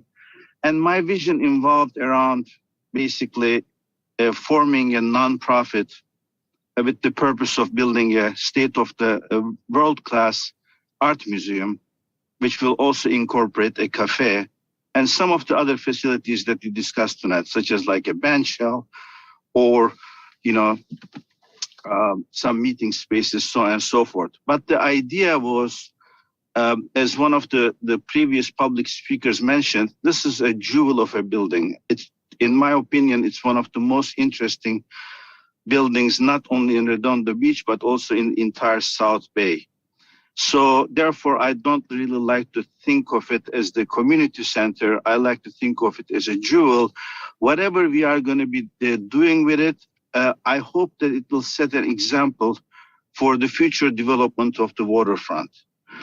And with that, I mean, sometimes a building like that, it can be used for not only for the community who actually uses it by being inside the building or around the building, but my vision was basically thinking about the 70,000 or so residents of Redondo Beach in terms of increasing Redondo Beach's reputation.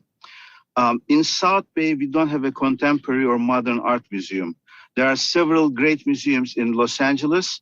The concept was actually to enter into contracts with them where they would come and organize exhibitions on a 3-month rotation, and then another 3 months will basically concentrate on local artists and so on and so forth. And as you know, most of the museum cafes are run by sub-concessionaires, but it always the programming entity, i.e. the museum, who basically controls the whole thing. So this model was actually quite well liked. I spoke about this in front of the council a couple of months ago, maybe even a little bit older before that. And I do agree that the community needs meeting spaces. The scouts need some spaces. Art classes, they need some space. But I would basically prioritize them in this particular case with this building on the waterfront with a huge potential for a front terrace. And the tree was mentioned before. As a matter of fact, I would even extend the concept to the entire lawn, including the other trees. Our concept, or I shouldn't say our concept, my concept was to basically turn that lawn into a sculpture garden as part of the museum. So I don't know whether I will have some extra time or not, but let me just wrap it up by saying this. Art is a huge rising concept all over the world, as you know. There is incredible amount of both state, federal, and even international money, which basically flows into arts. Los Angeles County is one of the biggest patrons and benefactors of arts in this country. South Bay, as a matter of fact, the entire coastal area does not really have a... I'm sorry, Orhan, your time is up. Commissioner. I make a motion to extend his time, please.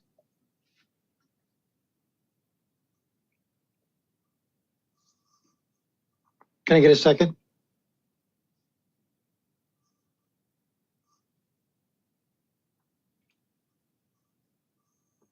Chair, you're on mute. Oh, do we have a second? I'm sorry. Can I second? Yes, you can. I will second for another 2 minutes. Chair, thank you. Very generous of you, but I'm all set. Thank you very much for listening to me. Okay, thank you very much, Orhan. Is Flo back? We have, we'll give it a shot again. Here we go. Okay, can you hear me now? Yes. Yes. Okay, that was very strange. All right, thank you for your patience. My name is Flo Speakman. I am the service unit manager for the Girl Scouts of South Redondo. What that means is that I am the leader of the leaders for the 40 troops that exist, the 400 girls that are in South Redondo. And I'm really excited that you guys have been talking about us. It makes me very happy. We don't have a home in Redondo. We don't have a home in South Redondo. North Redondo and Hermosa have a scout house. Manhattan has a scout house. And South Redondo girls, we have a really hard time finding free space to meet. And so you guys have all covered what it is that I was going to ask for, which is an opportunity to partner with the city, with the Girl Scouts of South Redondo, to have a space for us. And it's not just meeting space, but it's also space for storage, which I know, like, we don't have any space to store all of the gear that we have. We don't have any space that girls can come, that they know that it's their home. And all the other areas in the South Bay have this, and we are, the South Redondo Girl Scouts don't. And so it's something that, as part of my mission as a service unit manager for South Redondo, is to find a home for our girls. If it's not the library, somewhere else would be great.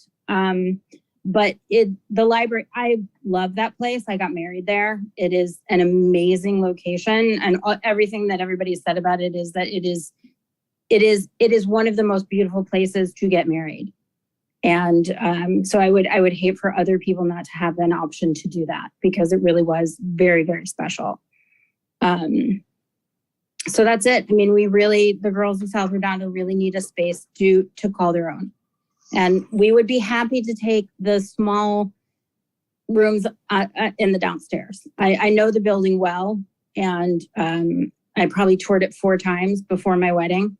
So I think it would be great to be able to put us there and to have us there. And we're good tenants, because we can do stuff, because girls clean and they'll be responsible for their space. Oh, That's all.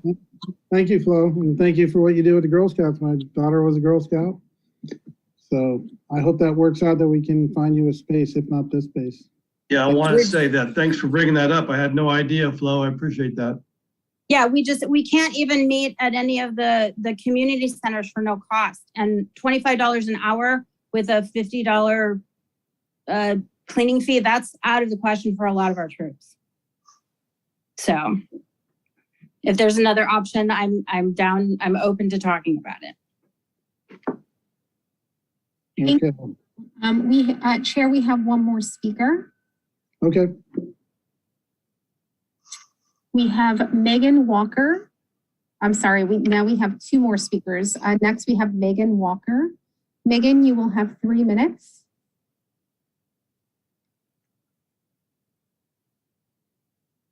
Good evening, commissioners and members of the city staff. Thank you so much for holding this meeting for this amazing, beautiful center. My name is Meg Walker, and I own Made by Meg Catering, and the library or Veteran Community Center's very closest neighbor. We are at the corner of Torrance and PCH, and I have had my business in Redondo Beach since 2013. And we're a full service catering company, and we have a cafe counter. The beauty of Veterans Park Community Center and Historic Library facilities should be shared, celebrated, and enjoyed by families and groups coming together. We envision this beautiful space used for community events, lovely weddings, food and wine tastings, anniversaries, company galas, pop-up garden cafes, paint and pour, parties, showers, bar and bat mitzvahs, celebrations of life, cooking classes, you name it. Gathering is what we do.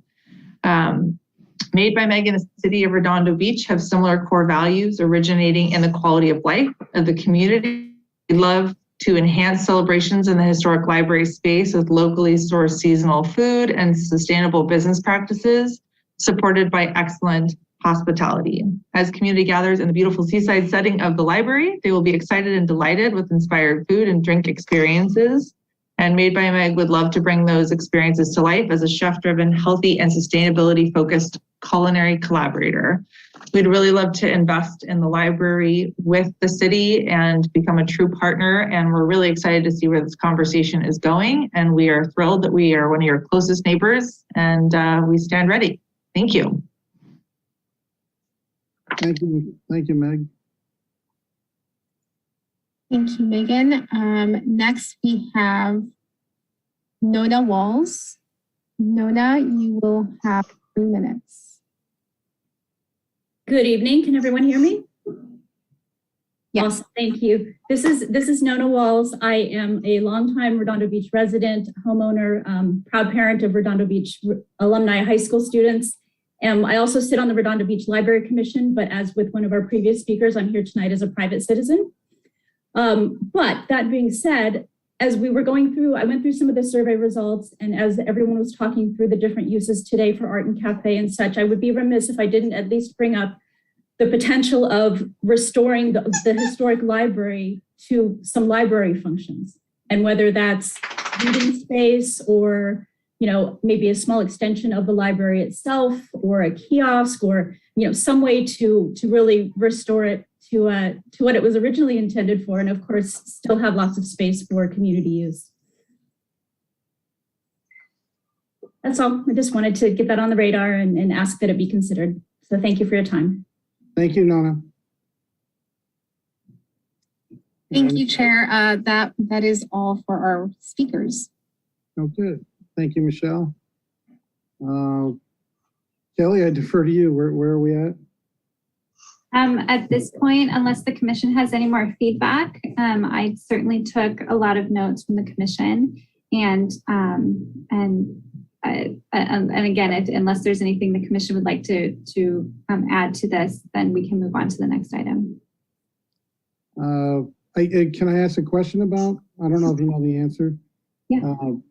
There was a previous vendor that had a contract with the city, the Spectrum company, that they were talking about. What was some of the amounts over the years that the city received from that partnership? Do we know?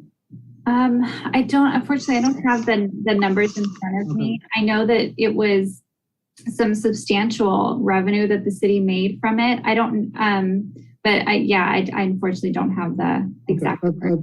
That's fine. Commissioner Lang, you had a question? Yeah, yes, I just wanted to make one comment. Sitting here and listening to all, seeing your presentation and all the opinions, and then you asking for our input, it very much feels like it's hard to give. I don't think we have enough context to give like a real opinion. Like I definitely feel like I kind of give if I had my way and if I could just like give my opinion, like I would have the entire interior like restored to what it originally was, put back into a library with a beautiful cafe, you know, make it a community center. But I know that we don't have the kind of funds to do something like that. And then there was discussion about turning it into like a world-class museum.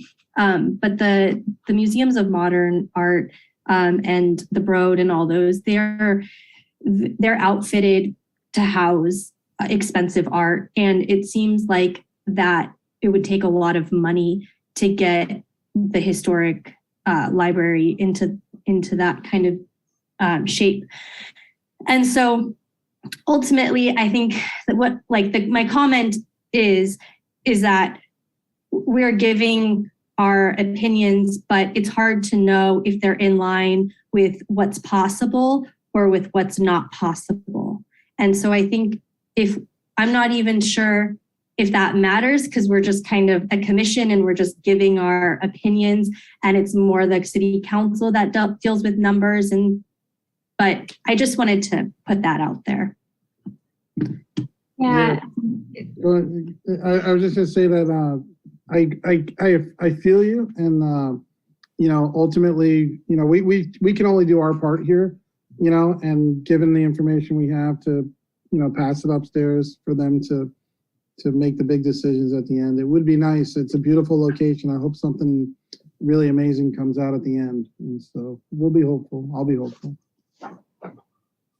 Yeah, sure. And if I may, the context of the context of where we are with it right now is really it's an open slate. The sky's the limit. The council really just wants to know what that facility should be used for. And at that point, then the council will have to figure out how best can they support that. Is that through resources? Is that through some sort of funding? There's a lot of different aspects to it. But it's hard to kind of think of it in the reverse and say, the city has a certain number of money allocated to it because certain different uses are going to have different funding needs. And so to kind of respond more directly to you, Commissioner Lang, it's really an open book. Whatever can be envisioned is really what the council wants to hear. And then at that point, it's up to the council to figure out how best to support that through funding and resource allocation and all of that. So I hope that I know it's not probably the most helpful response because it doesn't really give a lot of direction, but hopefully it kind of helps reframe the way the discussion was held tonight. Yes, thank you. Commissioner Escontrias. Yeah, again, I think we're right in that a lot of potential here, but I think we have to take in consideration is whatever is decided, have to kind of look at what goes beyond to support what is decided. For example, RBM sounds great in theory. As a former art theft investigator and visiting quite a few of the art houses throughout the world, don't realize what it really takes to run even a small art gallery, such as storage and everything else, things like that we barely even have, again, room to store city stuff, much less a whole entity for that. But again, we have to look at what will support whatever. Hold on. Hey, stop that. What support whatever we decide to go on is and what infrastructure is there that we can serve the community the best way, and not necessarily always to look to make money, but most importantly to serve the community at the best way we can. But I think we also have to, again, balance between having a great idea of something, but then realizing is how to achieve that idea. Okay, thank you. Thank you, sir. Back to you, Kelly. Okay, so the next item on the agenda would be the director's reports. And so I did have just a few items to go through this evening. One of them is in response to Commissioner Corman Super had a question on the Alta Vista field project. I know that was a little bit discussed during the budget discussion with Mike.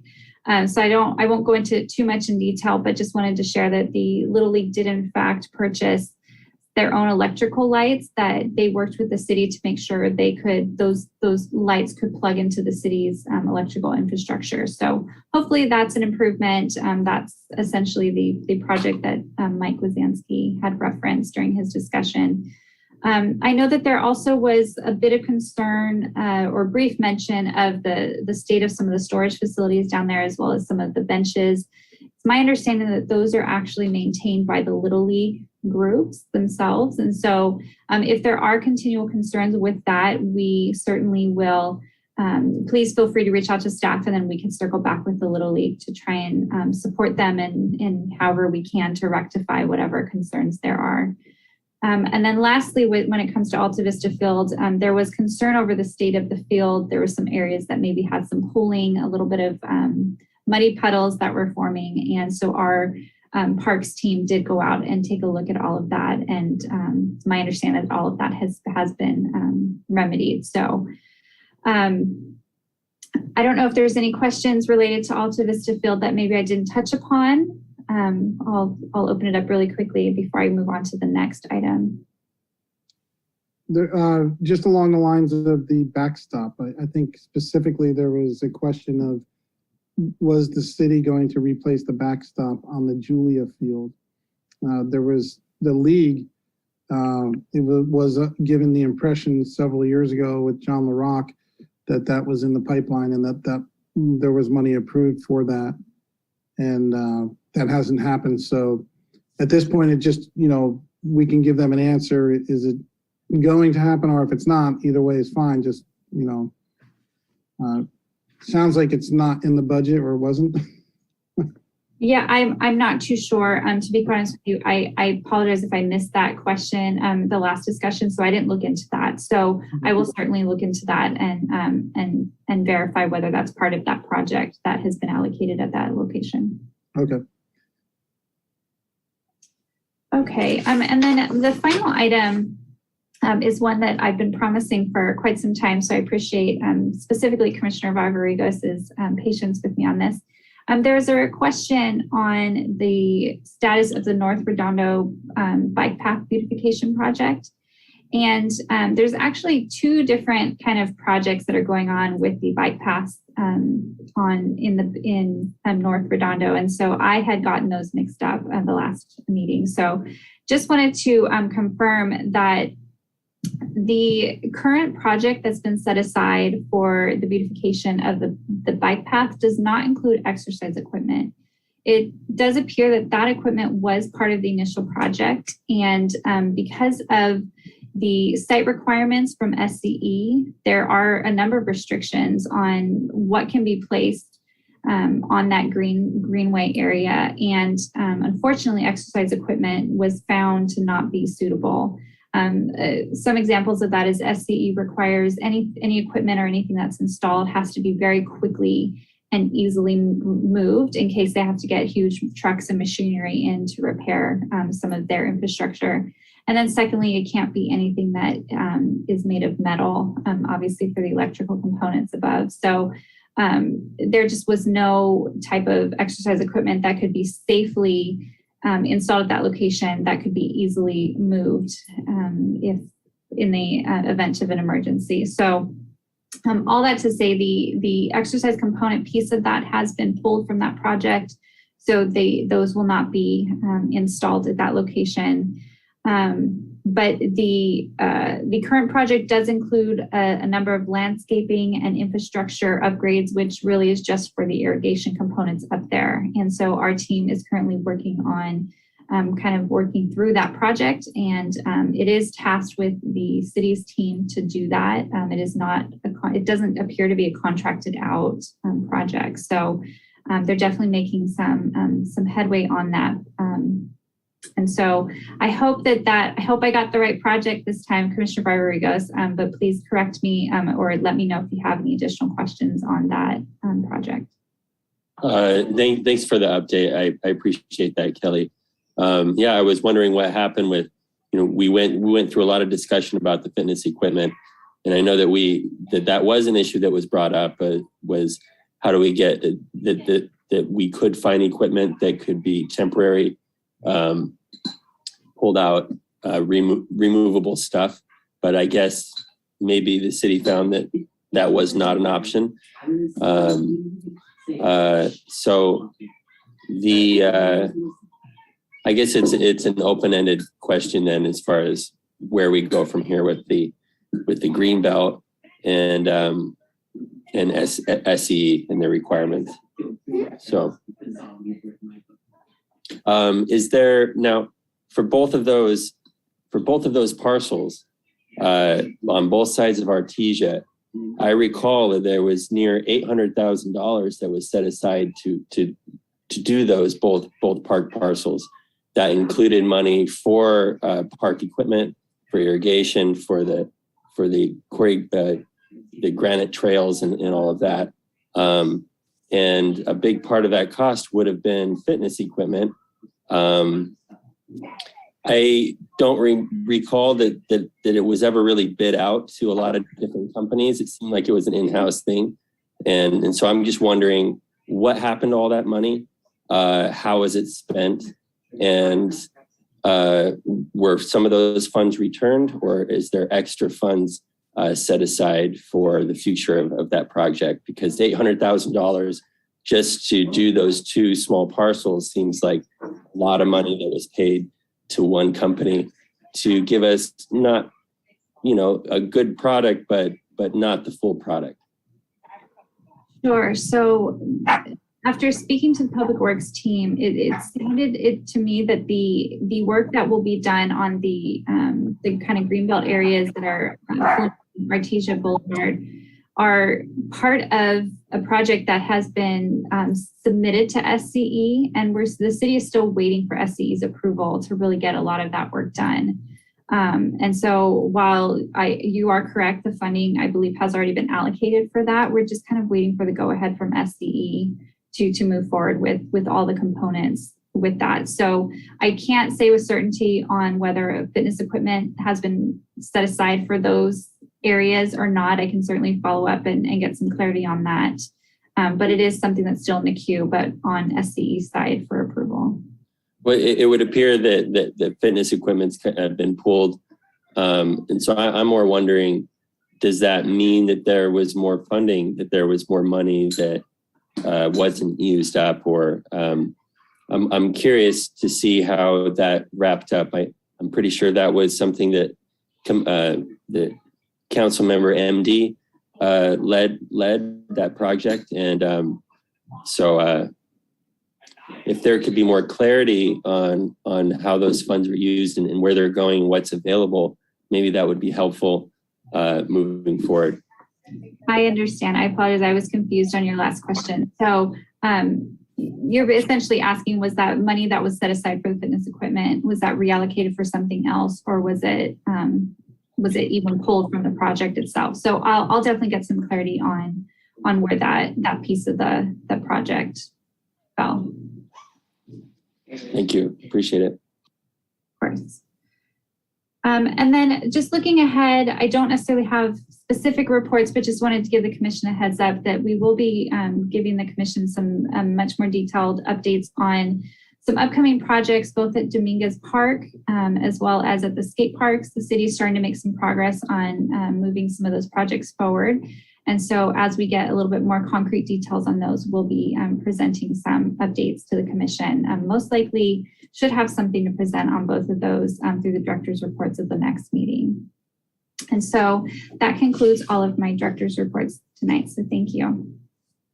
Thank you, Kelly. And next is commissioners, what's it called? It's the members' items and referrals to staff. Mm-hmm. Does anybody have an item to refer to staff? Commissioner Escontrias, go ahead. Yes, it's kind of goes along the same lines, I guess, with the questions earlier about the other projects. I was curious to see whether or not you can provide us with a list of projects that directly or sometimes indirectly affect Parks and Recreation that are pending and the funding of it, and whether or not it's been utilized in ideas. I think a couple of reasons for that. One is so that we have an idea of stuff that has not been done or has been completed, for one. Two, so that we have an idea as to the status of things that maybe fall through the cracks and such, to determine that. Is my understanding, according to Public Works, that there is a list, it is available, they're aware of it, as to what projects that have been worked on that have not been worked on as such. And also as well as the funding. One of the issues that kind of came up, for example, at the dog park, in kind of relation to the previous conversation about things that are being funded, is that sometimes we have to really take a really good look at what we are buying. For example, some of the money that was allocated for the dog park, it was tossed out there. Why don't we get a couple new trash cans? Why don't we get 20 new trash cans? Well, that sounds good if you're going to Ace or if you're going to Home Depot. But the cost to the city for trash cans are $1,500 each. Okay, so when somebody asks, hey, are we using this? So we just said, no, we're not taking those trash cans. We will take the blue plastic ones at $3 and be able to utilize our money a little bit better. So I think it also allows us, when we're looking at some of the projects that are out there, that we know them by number, we can kind of see where they're at. I think it would help, Kelly, as far as your updates, so we can kind of know what we're talking about and what specifically the funding is for. Okay, because sometimes, for example, the Dominguez Park project, some of that money is allocated for Dominguez Park, but some of it is also for the dog park. And actually, there are actually two different entities, and the utilization is actually very different. So again, I would like to see a spreadsheet of all the different types of projects that are out that affect Parks and Recreation to determine as to what projects are being worked on and where they're at. And most importantly, how old they are and how much funding, or if in fact they are funded, if that's possible. And again, I did speak to Public Works and they indicated it is possible. So if I may, Commissioner Contreras, you're correct. I've seen the list too. If it's the same one that Public Works is referencing, it's a very comprehensive list of all the city's current capital improvement projects, all the CIPs. I have not seen that report be itemized to the point where you can just easily kind of extract just a single type of project. So it may take a little bit of time. So on that end, Chair, if I may, given that this may take a lot of staff, it may take a good number of staff resources. If you can have a motion to ask us to do that, I just want to make sure that the commission as a whole would like us to dedicate some resources to this. That would be helpful for us. So like a motion? Yeah, we would need a motion and a vote on that. I just want to make sure that that's something we should be allocating some time towards. So to get that information in the manner that Commissioner Contreras is asking is quite time consuming. Commissioner Contreras, would you like to narrow down your motion? Well, again, I'm good with the idea of if it does take some time, but I think time factor is fairly relative between 3 months or 2 months to 4 years. Okay. And my understanding is that anybody who can work Excel, because I don't recall if they did say it was an Excel file, but a file to be able to do that is possible. Okay. But I would venture to say that my motion would be that we ask for a listing of items, projects that affect directly or indirectly Parks and Recreation, and that within a reasonable amount of time, that, or at least updates for the past 1 year, if you will, that we can start with that. How's that? Projects within the CIP? Yes. Commissioner Lang, did you have a question in regards to that? Yeah, I just wanted to get some clarity before we vote on this. So if I understand it correctly, Commissioner Contreras is asking for Kelly to provide a list of CIP projects that affect recreation and parks and their status. And is he asking for the budgets too? Or where, I guess, Kelly, what I'm trying to understand is where what's going to be, what's going to take a lot of time in his request to pull together. Sure. So on my end, it's a matter of, I don't know what the master list that I am familiar with, I don't know how that's formulated and originally. I always just see a PDF version. So I don't know if that information is pulled from a program or if it's an Excel file. So I have to do a little research on my end. But that document is, I believe, over 100 pages long because it includes almost a single page, sometimes multiple pages for every project because it has all the updated information and all of that. So I just don't know how that document is originally formulated. And then from there, how easy it is for me to kind of itemize and pull the projects that are Parks and Recreation related so that you guys aren't inundated with projects that don't fall within your purview. So that's kind of where I'm coming from. And then on the flip side, what information is helpful on the budgetary side that may not be included on that report that we may then have to do a little more research on another. Okay, then let me amend it. How about we try this? How about that I make a motion that you research the amount of time it may require in order to extrapolate that information as it pertains to us. And then that way, if it's a matter of an Excel file that can be filtered and can done, within, a reasonable amount of time, or is it something that has to be done page by page in order to do the 100 pages down? That way, at least you give you a start as to what I'm asking for anyway. Again, my concern with this is that if there are projects that have not been gotten to, I know that there was a project that was brought up that kind of was put out that, not in this forum, but that somehow the city was sitting on it and was stagnant. And it turned out it was not the city that was at fault. It was another organization that wasn't assisting. So my concern is that at least we kind of know. So my motion would then be that I make a motion that that staff research the viability of obtaining that information, being able to bring it back, and then what time frame a reasonable list could be developed. How's that? That'll give you at least a month or so to determine that, and then we can go from there. So is that good for as a motion, or is that the phrasing's okay?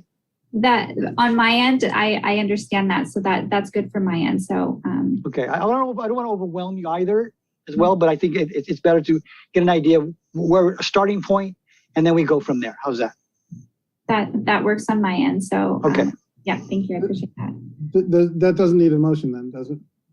Yes, it would. Yeah, because we would need to do some research still. So sounds like that was the motion. That was the motion. Yes. Okay.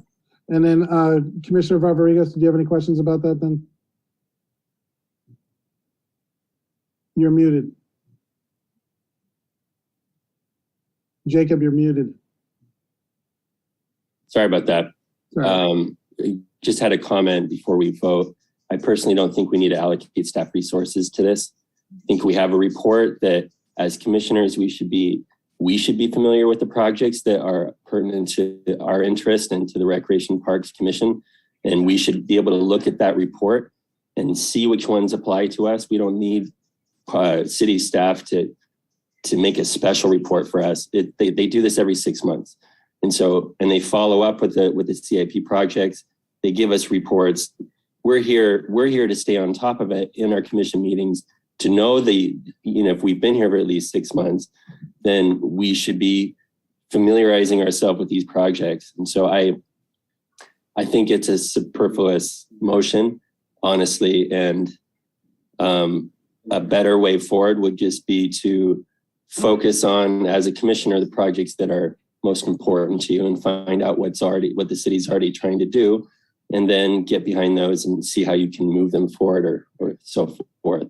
But it's too ambiguous to me to just, I don't know what I'm going to do with that information any more than I'm already doing with the projects that I know that are going on with the city. So that's my 2 cents. Can I respond to that, please? Yeah, go ahead. Okay. My concern again kind of arose that at the dog park for 5 years, we were told by staff that there was certain funding that was available and that certain items were going to be taken care of, and that things were going to be promised about city staff was going to do certain things, and engineers were going to come out and all kinds of other stuff like that. Okay, come to find out it was never done. Okay, and in fact, I was told that the Parks Commission was to vote on it and determine how the funding was going to go and such. I was promised a lot of stuff. Okay, the dog park was as well. I think also it kind of a little bit more concerning when the question came up, I think in the last meeting that we had about the ball field. Okay, so some of this stuff, you can kind of try to stay above, but I think sometimes even the city doesn't get understand as to what some of the projects have been kind of sitting and become stagnant. So whether it's 6 months ago, 2 years ago, or whatever else, that is my concern as well. And as far as utilizing city resources, they already have the list. The list is there. And my understanding from my sources is that it is not a real, again, I'm not asking somebody to go through 100 pages to divvy that out. But I think it's important that we understand some of the projects that are out there. And then sometimes asking a question is why it hasn't been done, and at least get some reasonable response to it, whether it's 6 months old, 2 years old, or 4 years old. And then where is that money? Like the question you had before is, where was the money that was being utilized for one or two or another? And again, I think it's not only just incumbent on us not to be aware of only our own pet projects or ideas, or like I'll call it my own pet project or interest, but as a commissioner, I'm also should be interested in yours as well, to be able to support you in yours as well for the benefit of the community. That's all where I'm coming from. So we can, that's fine. I think Kelly, the CIP is online, correct? Yeah, all the CIP projects are listed on online. Yeah. All right, so is there a second to the motion? Or is there any more discussion anybody wants? So then is there a second to the motion?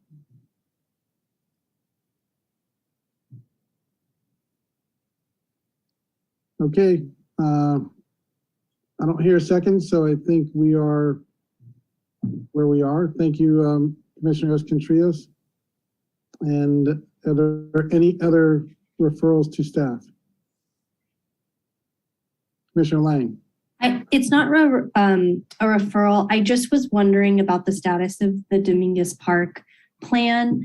And yeah, so I can take that update next time or over email or what, but I that is something that I was interested in. We are planning to bring a more formal update on that project, because that's in several different components. And so we'll definitely bring that to you at the, either the next meeting or the one following. Okay. And I think I have a motion for our next meeting. I would like to add an item to for the committee that myself and Commissioner Escontrios are working on. We've been making some progress, and we would just like to give an update to the commission. So if I can make a motion to update at our next meeting or add that to the agenda. Does anybody want to second that? I'll second that. Thank you. All in favor, or you want to call roll? I can call roll, that's fine. Commissioner Escontrios? Aye. Commissioner Barbarigos? Aye. Commissioner Rowe? Aye. Commissioner Lang? Aye. And Chair McCauley? Yes. Thank you. Motion passes.